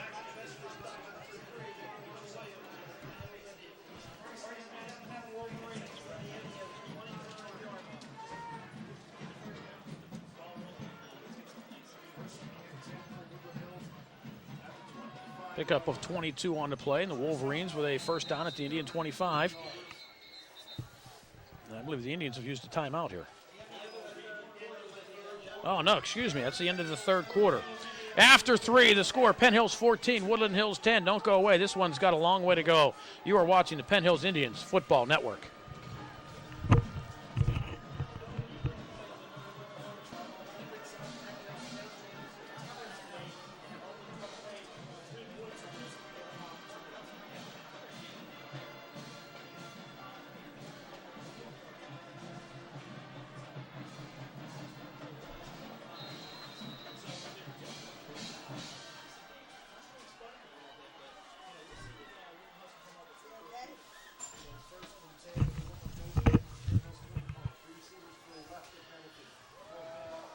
Wolverines keep it on the ground. Dutrell near side. Hit from behind by Hester. But Hester hits him forward. Down to about the 17-yard line. Pickup of 8. So it'll be second down and 2 for the Wolverines.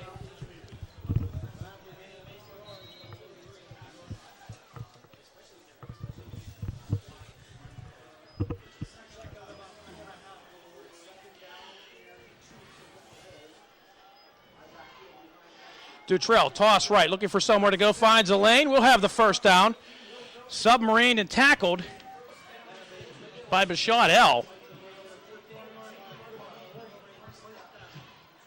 But they will have a first down at the 14-yard line, a pickup of 3.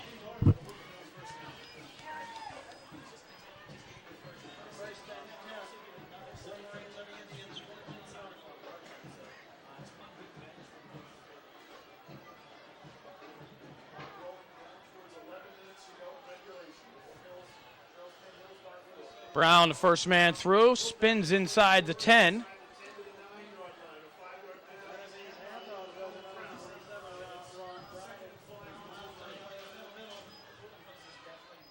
Mark him at the 14-yard line, pickup of 4. It'll be second down and 6. Ball at the 9-yard line. Shouldn't give him a pickup of 5, called second and 5.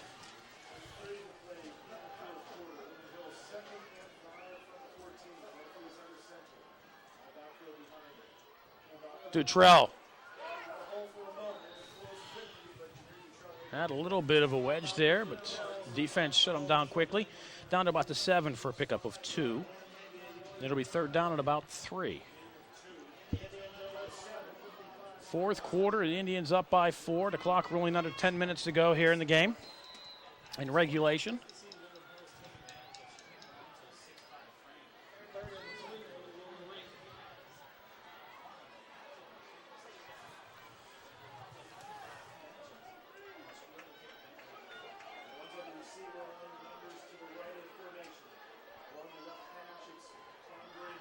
Menifee rolls to the left, has a man wide open in the end zone. Can't get rid of it. It is sacked back at the 19-yard line. Oh, my. Indians defense was able to get to Menifee. Tom Green was wide open. Loss of 10 on the sack. The Wolverines will try a long field goal here of about 36 yards for Shifo.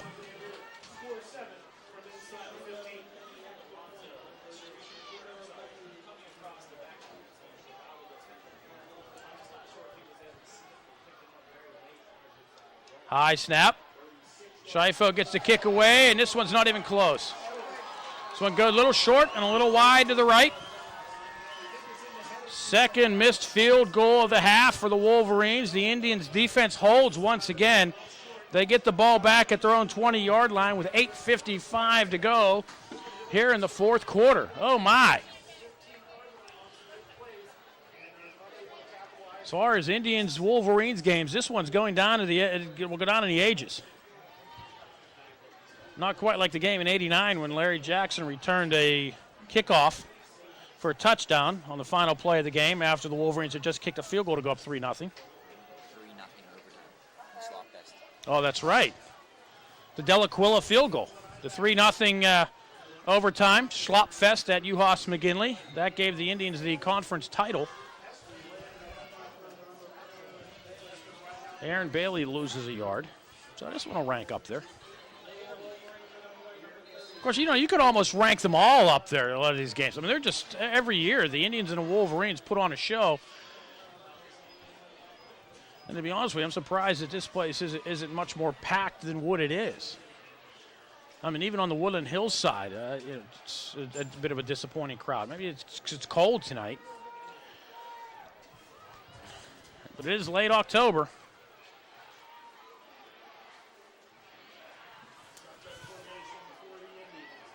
Williams. Flushed out of the pocket, cuts left. Picks up maybe a yard.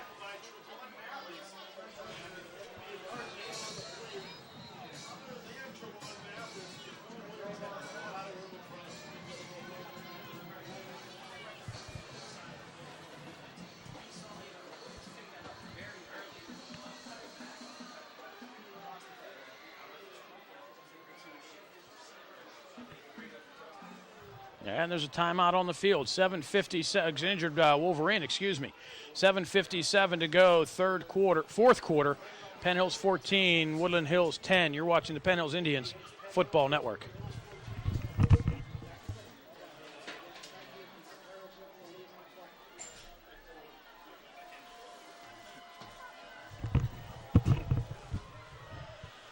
Williams on a 3rd and long play has Corey Jones for a first down on the near side. Corey Jones with the reception to the 33-yard line, picks up 13. And the Indians get a first down. More importantly, with 7.5 to go, they'll keep the clock running.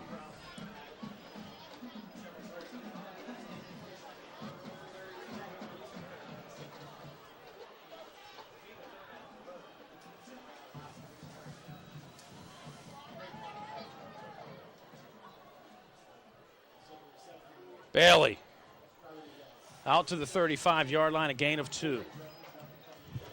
Indians more than content to grind out some yards and a lot of clock.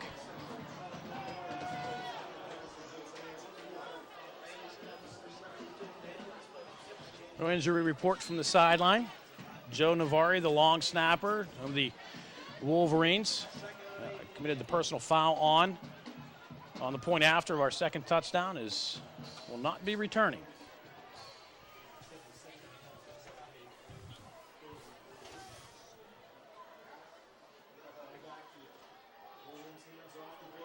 Bailey will lose a yard. And it'll bring up a 3rd down, about 9. So I do believe Savon Salter, the backup long snapper. Savon may have to come on in case of an extra point or a field goal. So hopefully the personal foul that's knocked Navari out of the game is not going to play any kind of a role here. Hopefully the Indians can just get some points on the board, keep the Wolverines off the board, and the point is moot.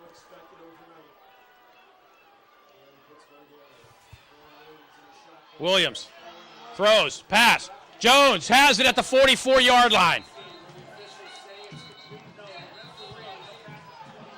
And the referee behind the play is calling it, saying it is an incomplete pass.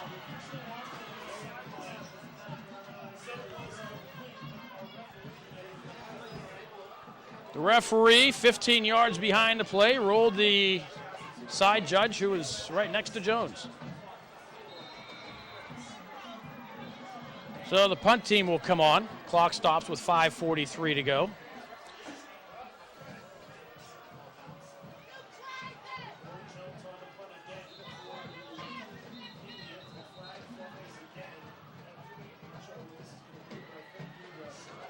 Going to call a false start against the Indians here.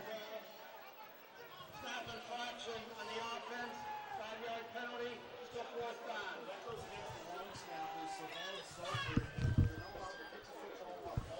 Well, they're going to say save on Salter.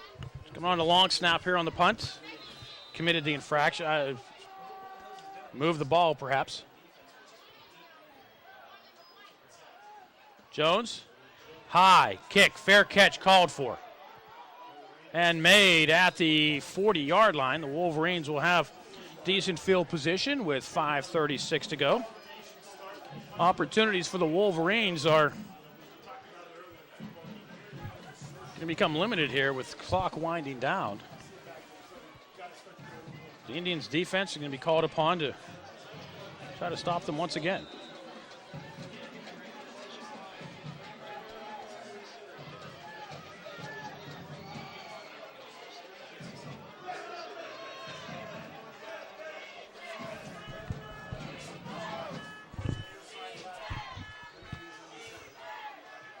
Swing pass, right side. Dutrell looking for somewhere to go. The Indians are there, but a nice pickup. Whitaker will bring them down at the 47-yard line after a pickup of 7.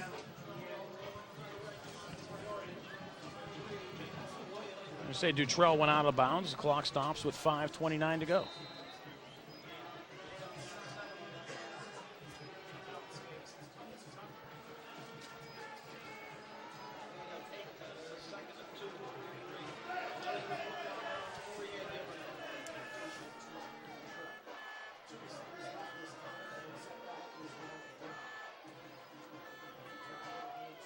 First down for the Wolverines and more. Into the secondary goes Ronald Brown.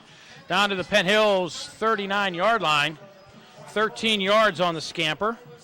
And a first down for the Wolverines.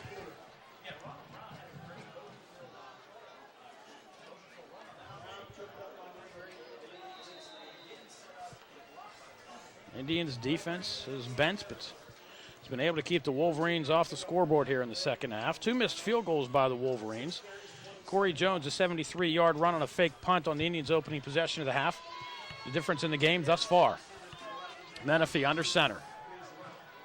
Dutrell to lone setback. Menifee play action. Straight drop. Looking downfield. Looking, launching one. Has Lonzo to pass. Intercepted by DeMond Reed at the 4-yard line.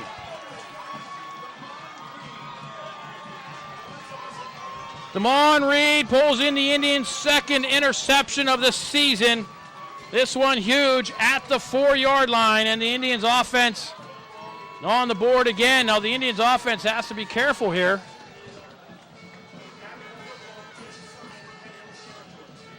Not to try to get too cute.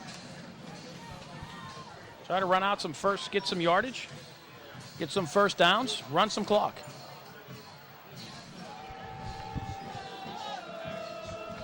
The Woodland Hills defense should be pretty tired. They've been on the field quite a bit. And the Indians will call a timeout. 4:53 to go, fourth quarter. The Indians 14, the Wolverines 10. You're watching the Penn Hills Indians Football Network.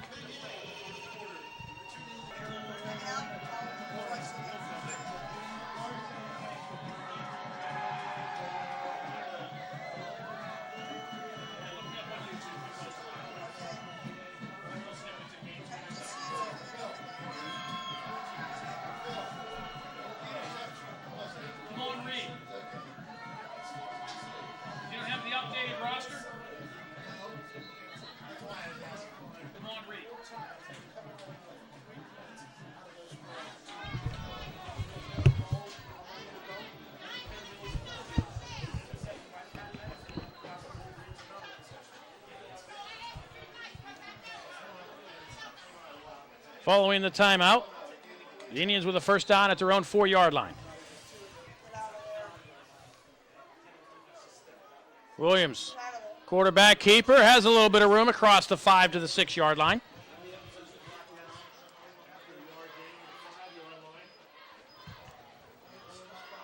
They're just going to give him the 5 for a gain of 1. Safe play there by the Indians. Just trying to give Williams some room and get him out of the end zone on the snap.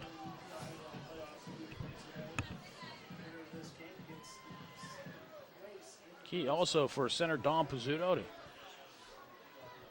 give Williams some good clean snaps.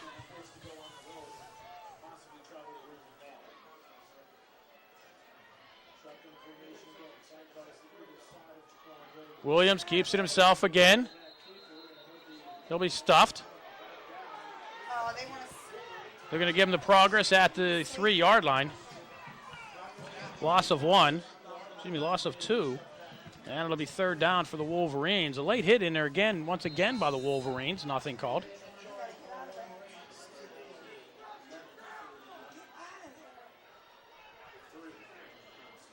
Clock running, 3:40 to go here in the 4th quarter. 3rd and 11 Indians from the Wolverine 3-yard line.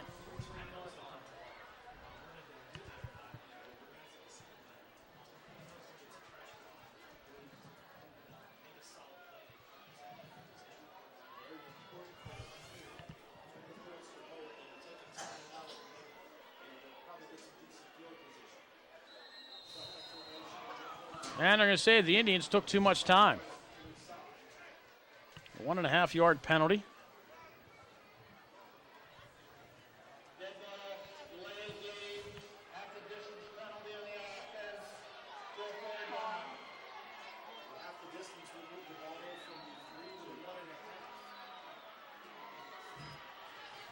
So the Indian offense starting in their own end zone here on a 3rd down.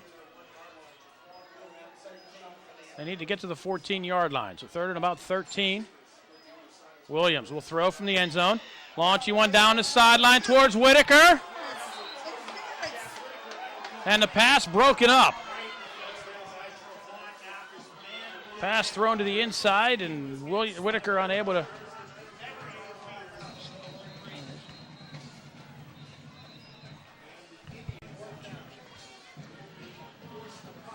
Well, the Indians are going to have to punt from their own end zone. The clock stopping with 3:02 to go.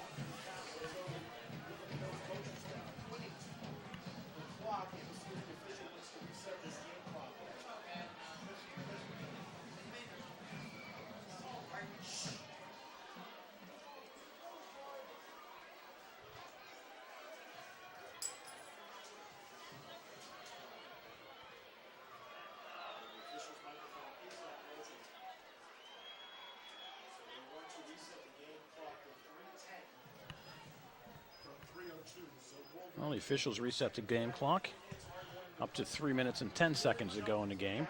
Corey Jones punting from his own end zone. Savon Salter to snap.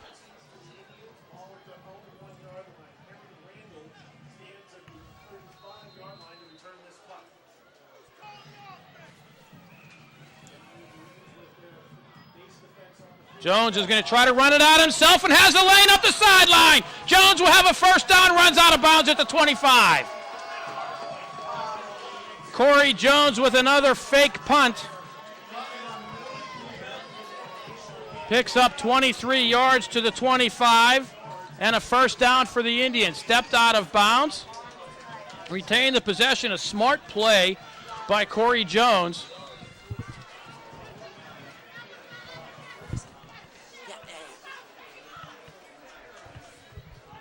And it's a 1st down for the Indians.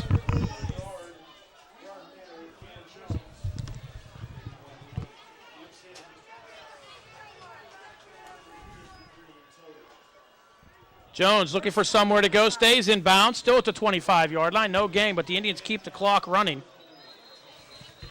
And I believe the Wolverines will use a timeout.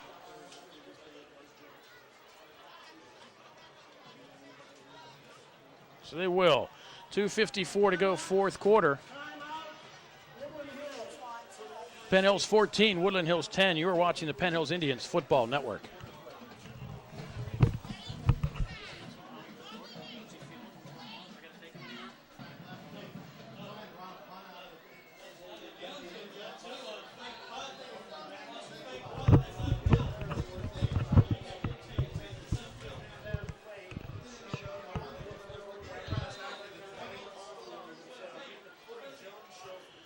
Following the timeout, the Indians on a 2nd down and 10 from their own 25-yard line.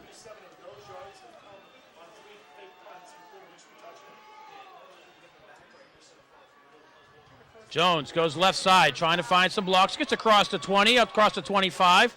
In fact, just to the 25, stays in bounds, keeps the clock running. Unless the Wolverines use another timeout.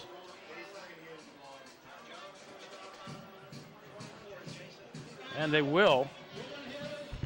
Corey Jones, 2 touchdown runs tonight on fake punts, and a third fake punt from his own end zone, giving the Indians the first down here at the 25-yard line.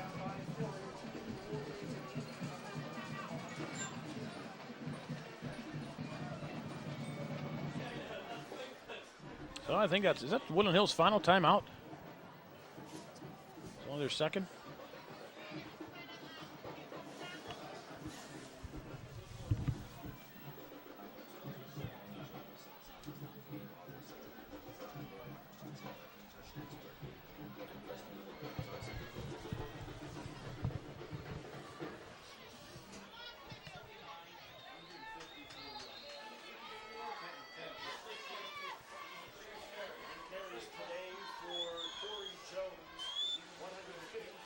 So the Indians on a big 3rd down and 10 here, and another first down by the Indians.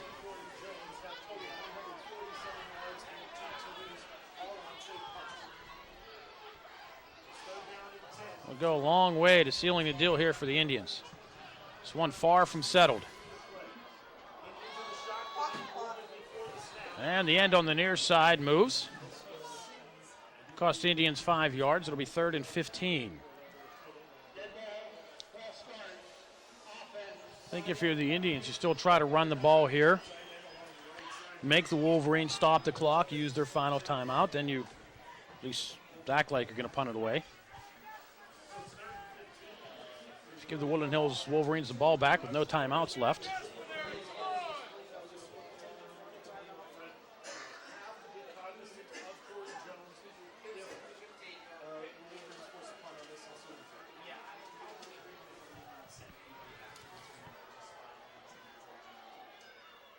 Jay Williams, quarterback keeper, obviously keeps it himself, dives across to 25, up to the 27-yard line, picks up 7. Be short of the first down.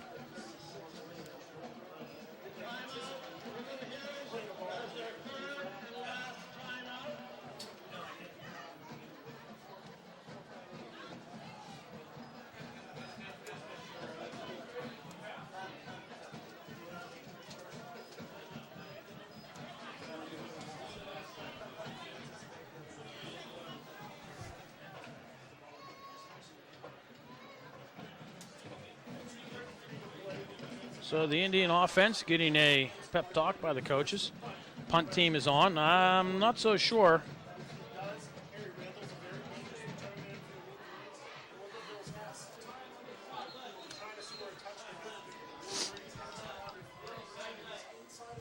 I'm not so sure the Indians would be brazen enough to try to fake one here. But then again, they just faked one out of their own end zone. I think the Wolverines have no timeouts left. Harry Randall back for Woodland Hills. It's a 4th down and about 7. Jones does kick it high, short. And Randall makes a fair catch. Called for and made. The Woodland Hills Wolverines will have it with 2:26 to go. The ball at the Indian 49-yard line.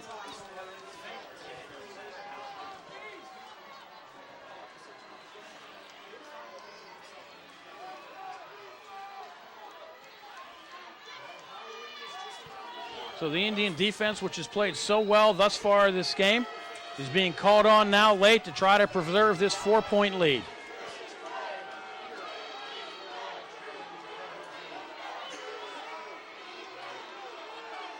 Menifee, straight drop. Steps up in the pocket, looking for somewhere to go, and it'll be brought down. Trayvon Hester after a gain of 1. It won't be a sack. But it'll get down to the 48 for a pickup of 1. It'll be 2nd down and 9, and the clock continues to run. Again, the Wolverines, no timeouts left.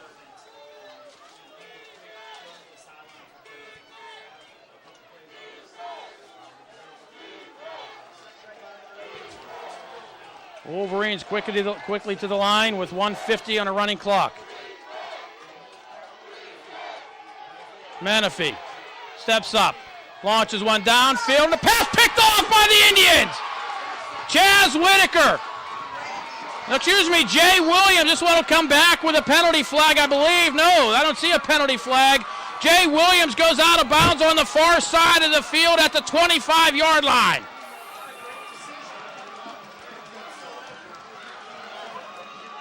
So the Indians, with 1:31 to go, need only take some knees.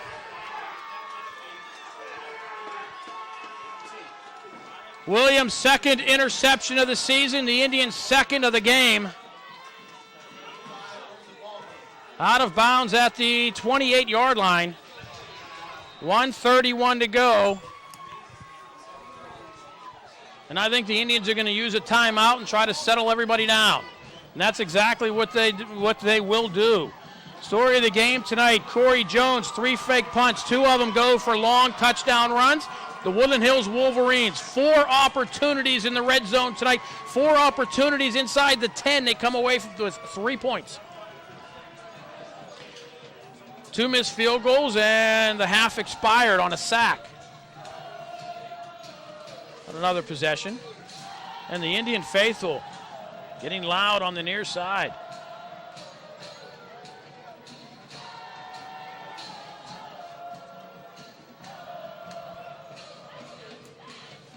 Indians may need to run a couple plays here. They're on a 25-second clock. It'll be close.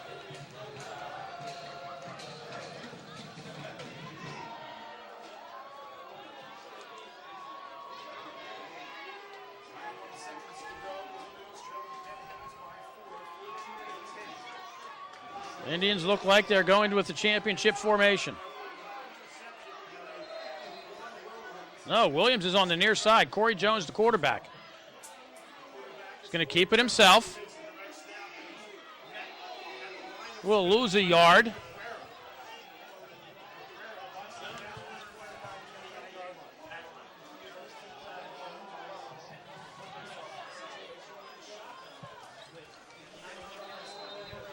Now the official set the 25-second clock with 1:11 to go.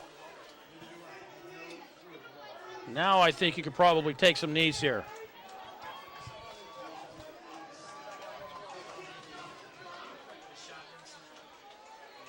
And now the Indians will go into the championship formation. They needed to run the one play to try to wind them down a little bit.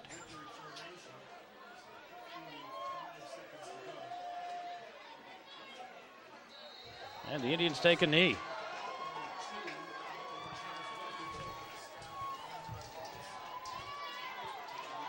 Indians will need to snap it one more time.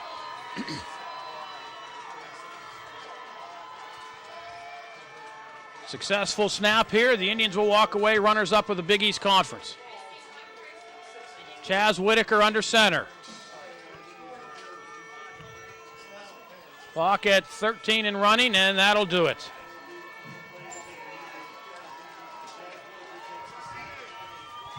The clock will wind down. The Indians will come to the bench on the near side and start the march across the field to shake hands with the Wolverines. And the final score here from the Wolverine of the Penn Hills Indians 14, the Woodland Hills Wolverines 10. The Wolverines got on the board first on following an Indian fumble.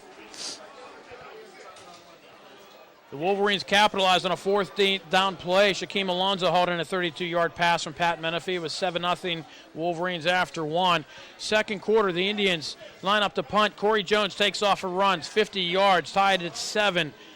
We are, and on the next possession, Jameer Dutrell, kickoff return to the Woodland Hills 46-yard line. Scampers on a 48-yard run.